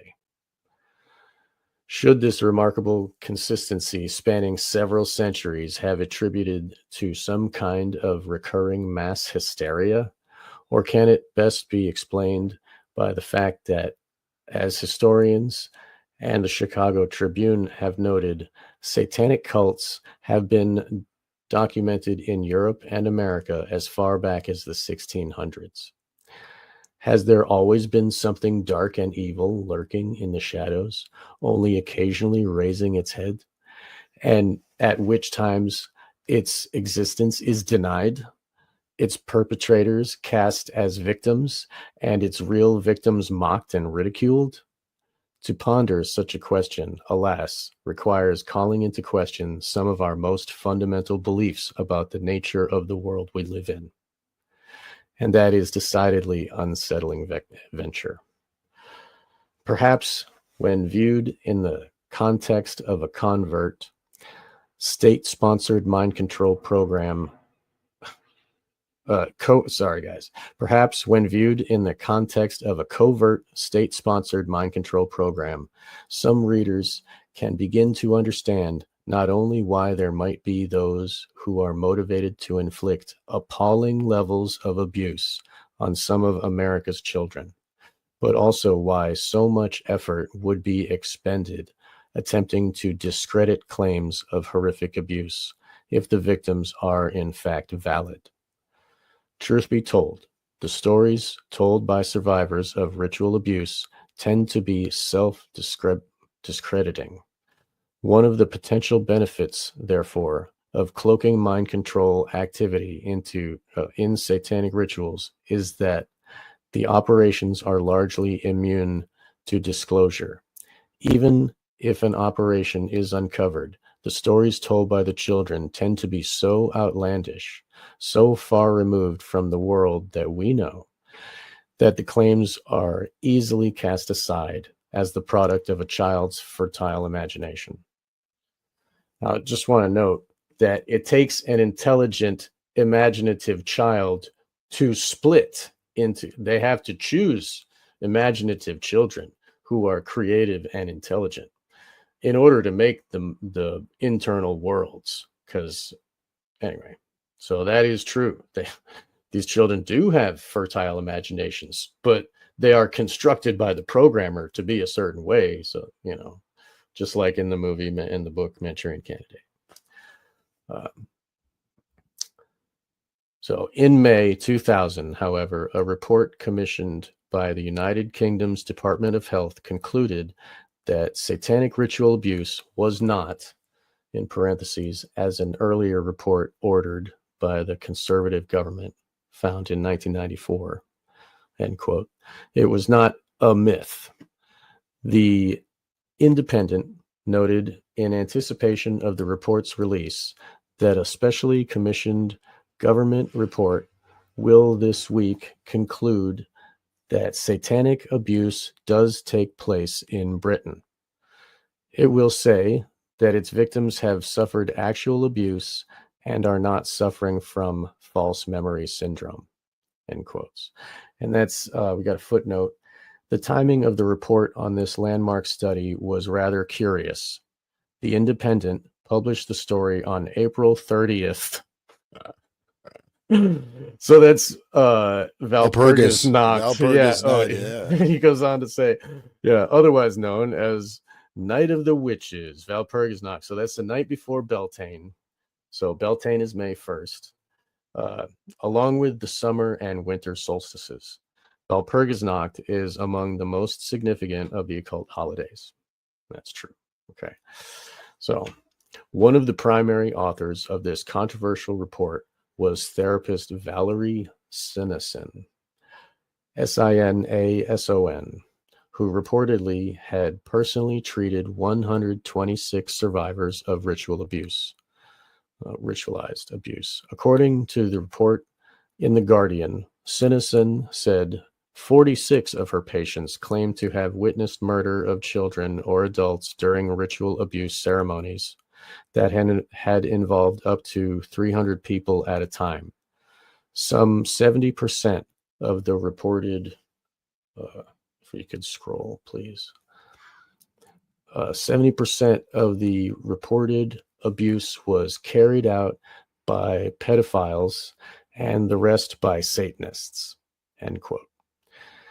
The Independent added that 16 of the victims had also claimed, quotes, they had seen induced abortions or babies killed. Sinison's research has led her to conclude that some children, in quotes, are born for the purpose of abuse and are not registered on birth certificates. Do you want to say something, Hans? Yeah, there's that band from Ohio. They were pretty popular by the 90s, the Breeders, right? Oh, yeah. The Breeders, and that's what they're called, Breeders, right? The Right. Breeders. And so, like, even Cannonball. yeah, great song, right? Actually, I think. But you can even see it in Hollywood movies. Like, look at the new Mad Max there. There's the latest two, the Furiosa and this other one. They got this ruler king that has a harem of breeders that he's breeding super soldiers who are willing. I don't know if I brought this up before, that just jump off the cliff, and just like Hassani Sabah. So anyway, it's still in modern media. The breeders is a thing, and that's what Eyes Wide Shut is. That whole thing, they're being impregnated for the breeding, and then they steal the children. It's a system. And we all talked about, because it's the dissociation is a genetic trait. And so that's why. All right. So getting back to this. Okay. Sinison's research has led her to conclude that some children are born for. Okay, I said that. In a report from February 2000, The Independent revealed that Sinison had photographs documenting horrific injuries to children and the existence of ceremonial sites with the remains of mutilated animals. The same article noted that Scotland Yard had begun an investigation. It is unclear where that investigation led, as it is unclear that the official response was the release of Sinison's study.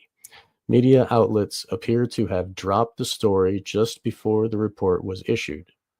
Many readers of the press accounts that preceded the report's release were no doubt predispositioned to dismiss Sinison and her fellow researchers as cranks.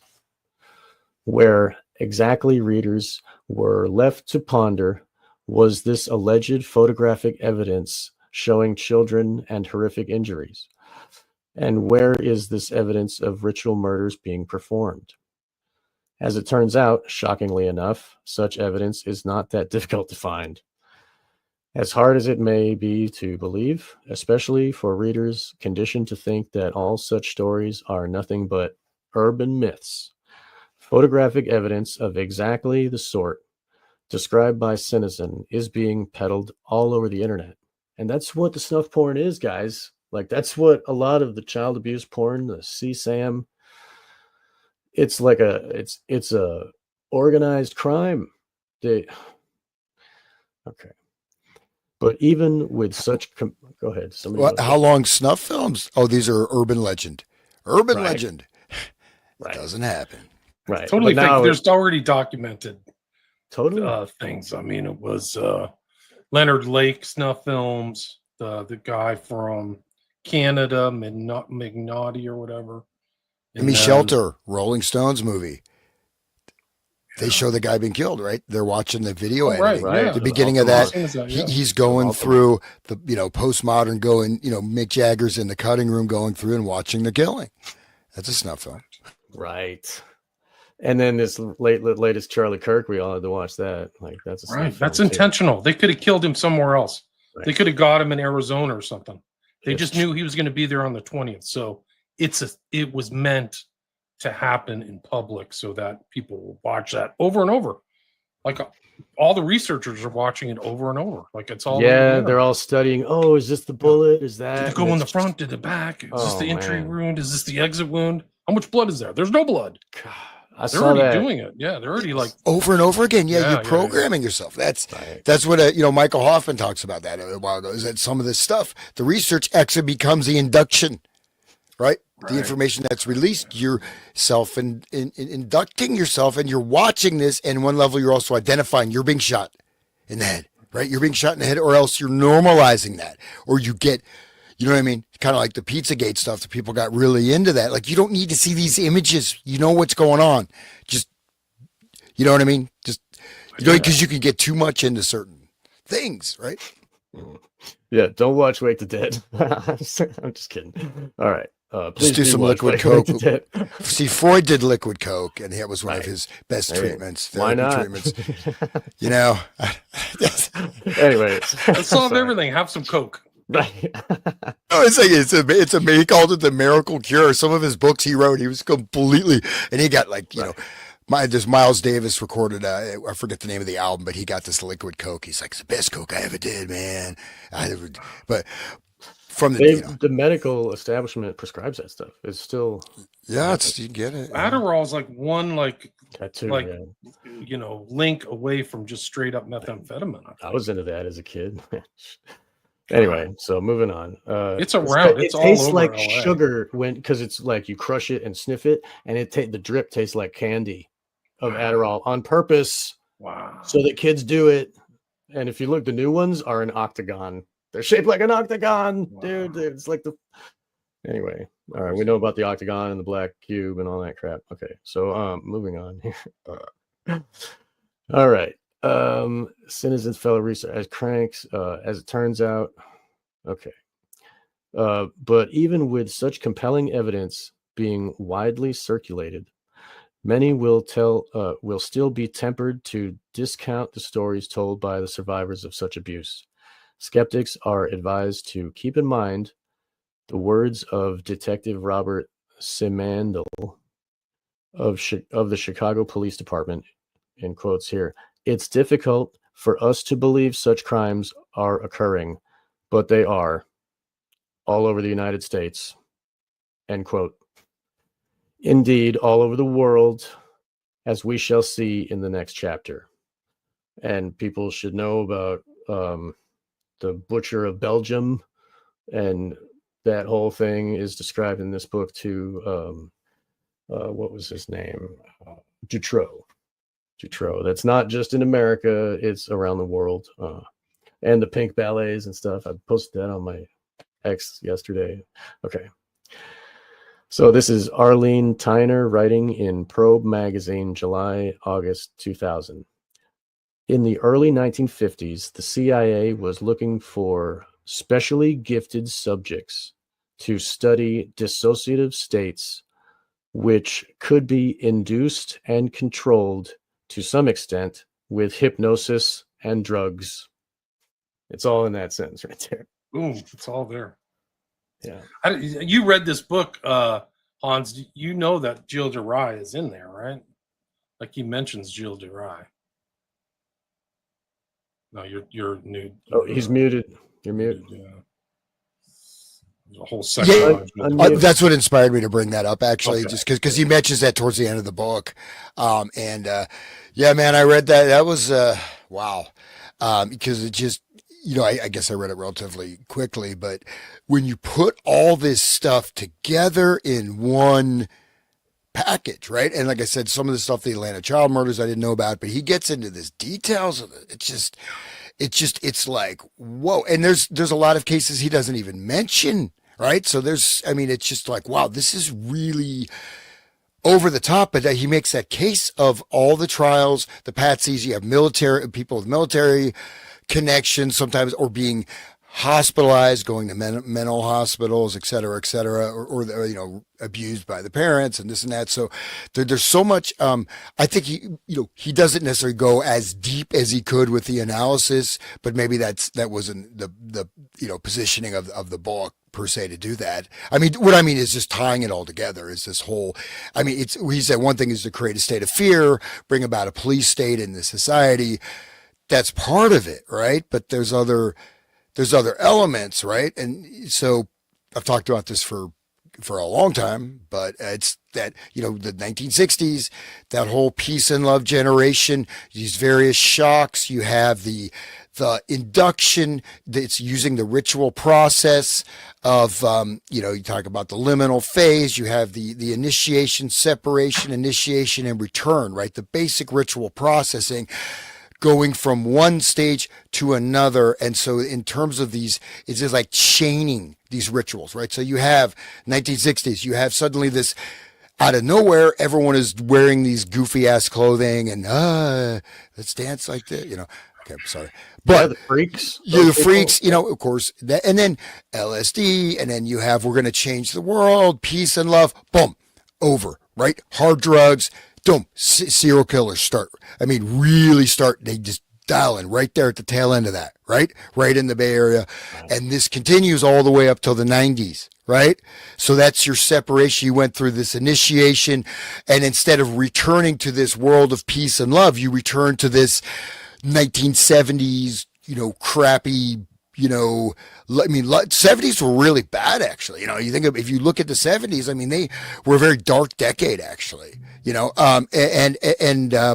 but then the serial killer thing starts, and that, at the same time, you have all the self-help movements. You got, what's it, Earhart, that got all these different, like, kind of cult things. You got, this and that.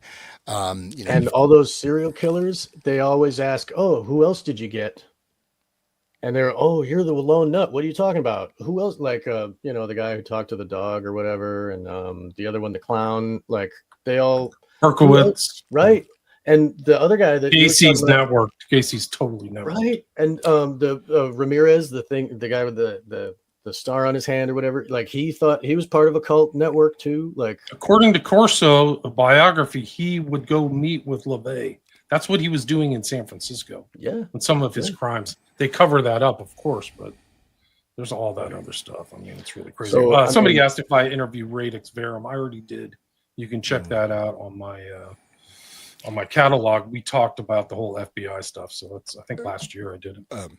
Yeah, but I just wanted to stress is that people were terrified. Okay, in the entire cities across the country, like you have 3 networks, right? You have limited stuff, and people were really this created mass terror. We're so used to shootings and whatever. It's like friggin' atomic bomb. Oh, it's an atomic bomb. Oh, there's a mob of crazed Antifa. They're cutting people's heads off and cannibalizing them. Okay, seriously, like, we're so jaded. But they do it on camera. Yeah. Zodiac, right? That people were terrified. Across the board.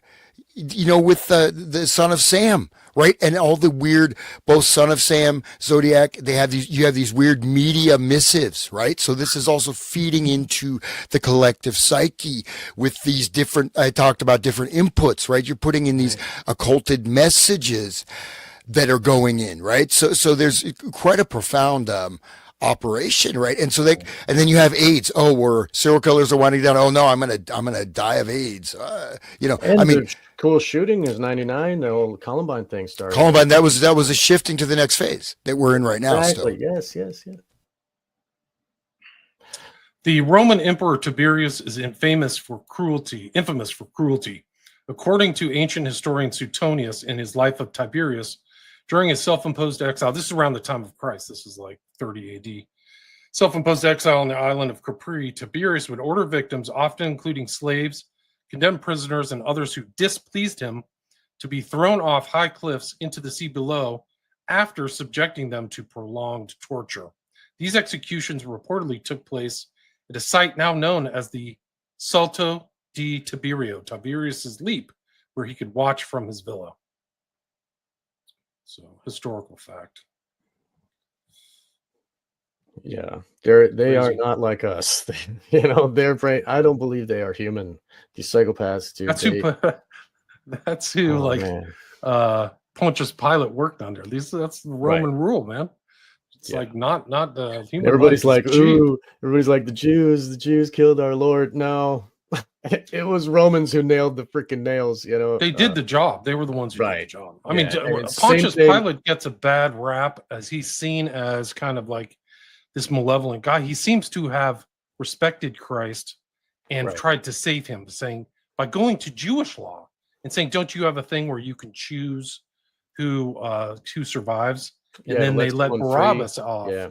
well, you know, And Because of the they're mind all- control, they told the crowd. Whoa, whoa, I'm whoa, sorry. whoa, Yeah, whoa, whoa. sorry. It happens a lot, man. The whole thing is like the people who were who praise for Barabbas are supposedly the same people who were praising Christ as he came into Jerusalem. But I don't think there's any historical evidence for that. Really? I think it's part of the political thing. It's like create a fake crowd like the rulers want, and then juice the decision. So they're actually manipulating Pontius Pilate into making sure Christ dies. But also, I think another thing of that, in my opinion, in my interpretation of the New Testament, is that I think that his snub towards the Jews of Pontius Pilate is that he put the king of the Jews on top of the crucifix. So I think that's like, he really is your king. This guy really is something special and different as opposed to these other people. So I think we can wrap this up. I mean, we mentioned Bataille, like it just shows how smart McGowan was, because he like mentions all these figures we're talking about, Desaad, Bataille, and all these things. But like, just to go and kind of continue with this theme, he writes this quote of Bataille: Marquis de Sade had only one occupation in his long life, which really absorbed him, that of enumerating to the point of exhaustion the possibilities of destroying human life, of destroying them, and of enjoying the thought of their death and suffering. So, Yeah, imagine the consciousness that has to do that. Like, I mean, and what it took to get there. I mean, crazy. I apologize for interrupting, guys. Okay. I really do have a problem. And even the listeners tell me. It like breaks my train of thought, too. I'm sorry, man. I'm sorry. I'm a dickhead.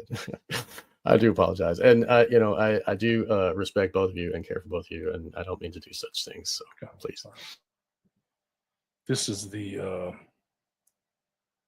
the thing I want people to kind of, for the next version, I want people to kind of take a look at this, because these two guys are key in this whole next document that we've taken like 6 episodes to get to, and that is Hoover and Tolson, who are mentioned through this 500-page George Hoban Estabrooks document. It's really something else.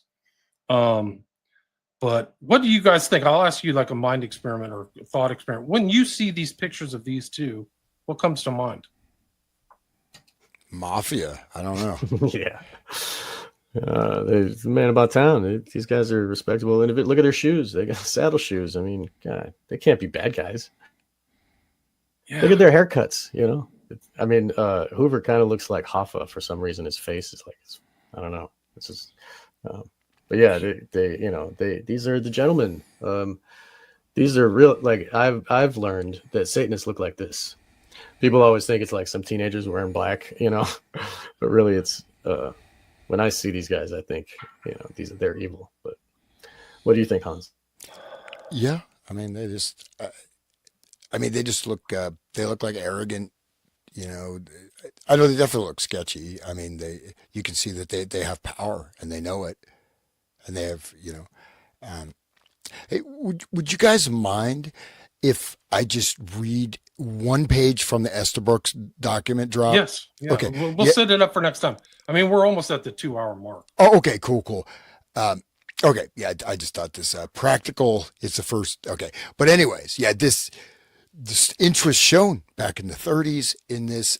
What a great technique or a tool, right? That these people have at their command. So. And really what has power been all this time is to break the legs of the people under you and make them do what you say, change their brains to be slaves. What is feudalism, and what is modern society? So it only makes sense really in the long run. And thank you, listeners, for Yeah, joining us. go ahead. If you want to read a page, Hans, do it. Is that Okay, what you want cool. to Okay, do? yeah, We got- just like a I mean, I got little. time. I got Okay, plenty of just a teaser here. So this is just, and this is at the when he was introduced, right, to Hoover. So it's right at the beginning, December 10th, 1935. Practical hypnotism as applied by Dr. George Estabrooks of Colgate University faculty. While in Colgate University, to fill speaking engagements on December 9th, 1935, Dr. George Estabrooks, professor of psychology at Colgate, outlined to me a plan of practical and applied hypnotism and asked my opinions concerning it. Dr. Estabrooks has made considerable research into this subject and been encouraged therein by Dr. George B. Kutin, president of Colgate University, a psychologist of some note himself who published some outstanding works about 20 years ago on this subject. Dr. Kutin informed me that he had witnessed many of Dr. Estabrooks' experiments and told me that they were marvelous in their results. Dr. Estabrooks has developed a method of putting individuals to sleep without their knowledge that they are being hypnotized. He does not use the eyes in this method, but a gentle massage of certain portions of the neck. As he explained the theory, the hypnotized person does not realize that he has been hypnotized. He has made hundreds of experiments in the last 2 years, particularly with CCC camp members. I don't know what that is, but CCC camp members, and says that this. Go ahead. Go ahead. Okay, will you maybe come back and look what that is? And says the system is absolutely infallible. He says that persons while asleep from this method will answer any question propounded to them absolutely truthfully. He has also worked out a test dealing with certain reflex of certain muscles of the hand, which he states positively shows whether the subject is actually asleep or faking sleep. Dr. Estabrooks has had correspondence with certain members of the military intelligence units of the Army and Navy, and they have assured him that they are very enthusiastic about his work along these lines. He has been invited to come to Washington and give practical demonstrations before representatives of the military intelligence units of both the Army and Navy. These units to furnish him subjects for demonstration. To furnish him subjects. Okay, so that's interesting. I informed him that you were tremendously interested in matters of this kind and that they might have some potential use in criminological work. I assured him that upon the occasion of his visit to Washington, you should very much like to meet him, have him meet our technical laboratory experts and have a confidential discussion with them. Dr. Estabrooks assured me that his theory was absolutely foolproof and could be practiced by anyone without the slightest danger to the subject.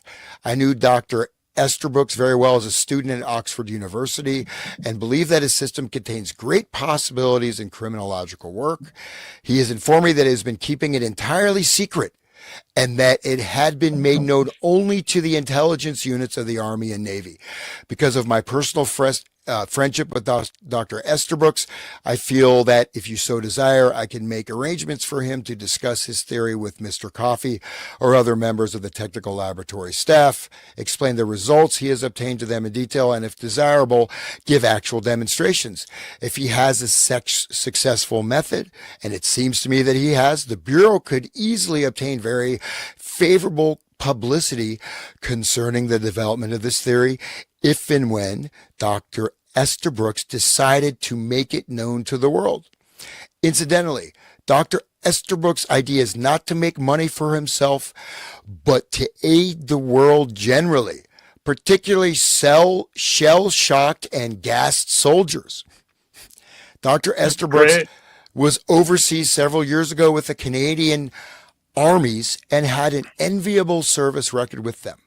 I suggest in this connection that Dr. Estabrooks might be given serious consideration as a lecturer on practical and applied psychology to appear before some of the subsequent police training schools conducted by the Bureau. I feel that the Bureau has everything to gain and nothing to lose by discussing with Dr. Estabrooks through its technical experts his theory of applied hypnotism, respectively WHD Lester. So that's just CCC is a program for the New Deal when people under the Depression couldn't get a job and they worked for the government. And so they like signed up to be government workers, right? Yeah, Civilian Conservation Corps, right? They would like, make parkway trails and stuff, and they, plant trees and stuff. But it was like government stooges. Like they signed, just like the military, you sign away the rights to your body, I guess. I don't know what the contract was for CCC, but it was a government program. And these were regular poor people that needed money, right? And they'd do whatever just for, so that's who the CCC was.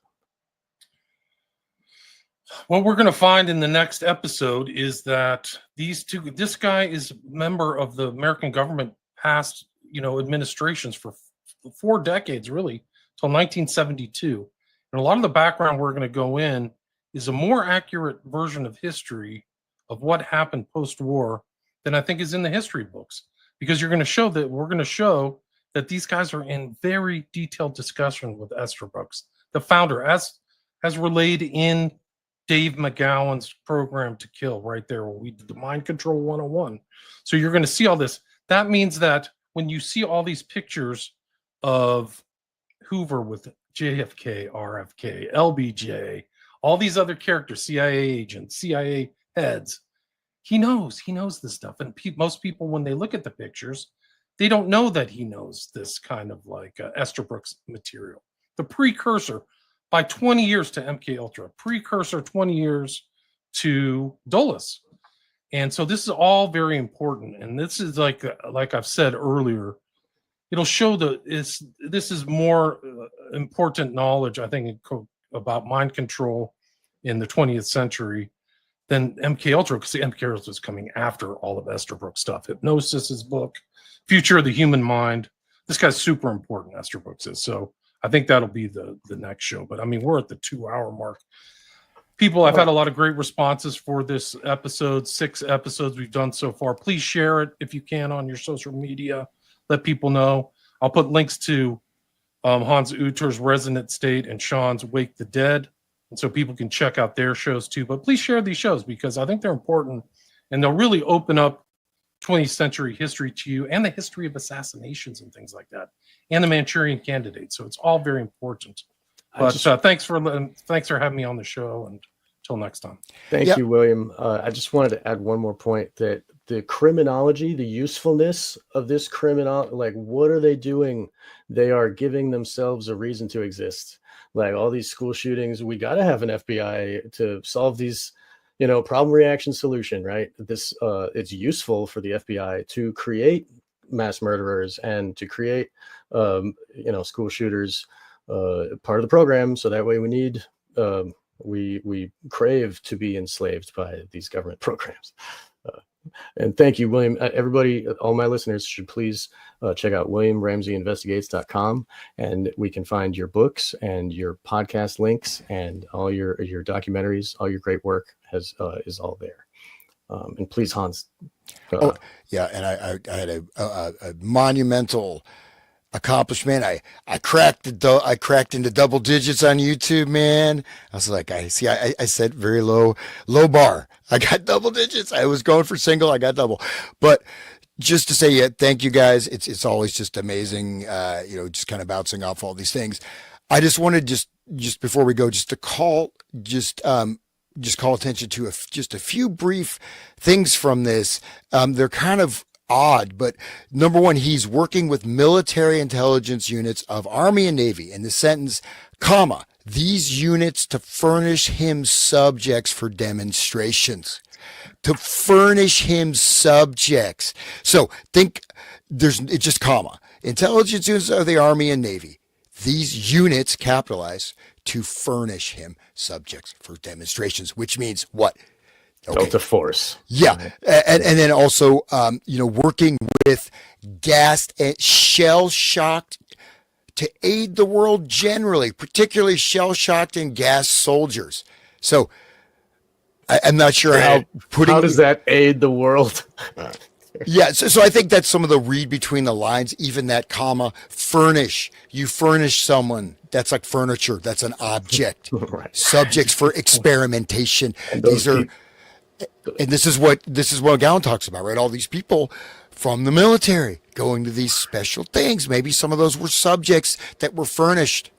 And they signed away their ownership of their own body on a contract. They signed it away. The government owns their body now for 4 years or whatever, right? That's how they do it legally.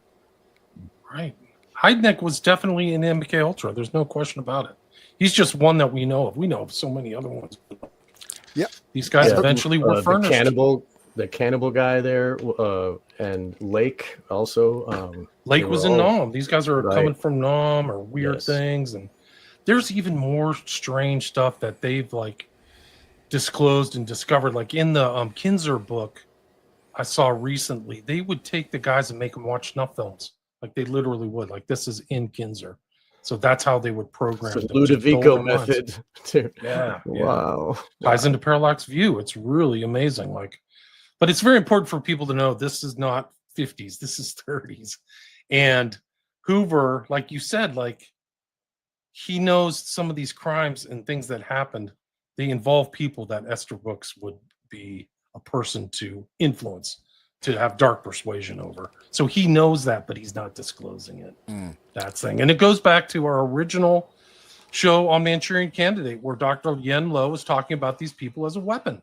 And I think that's what people have to think about in their minds, is these are tools of deception and assassination. And it's and programmed to kill. It's probably the perfect phrase to describe and typify it.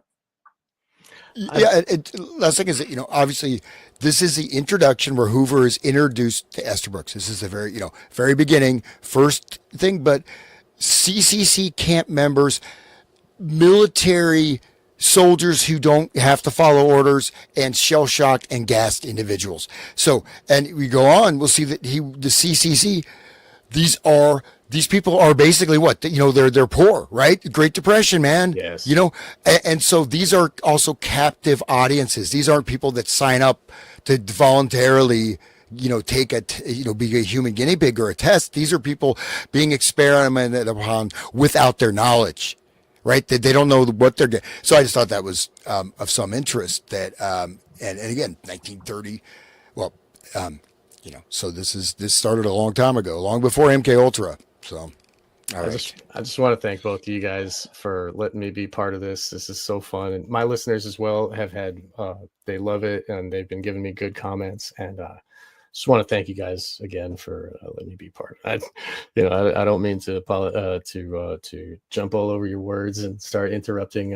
I will. I'm constantly working on that within myself. I'm doing the shadow work. Get a piece of pad and a piece of paper and a pen. I have it. I have been. So when somebody's talking, you can write it down and then come back to it. Just get a cat. Easiest technique. Yes, cat of nine tails, dude. Yes, I'll cut myself every time. It makes bad audio. People don't like listening. That's why people don't watch TV. They just talk over each other the whole time. It's horrible. That's true. I don't want to do that. Me neither. And I have enough time. We have 2 hours. I am wrong. Yes. Okay. And thank you so much for your time and for your attention, and for the listeners' time and attention. It's really a rewarding all the way around for me, and I'm so thankful. So, thank you guys. Thank you, William. Thank you. Our peace.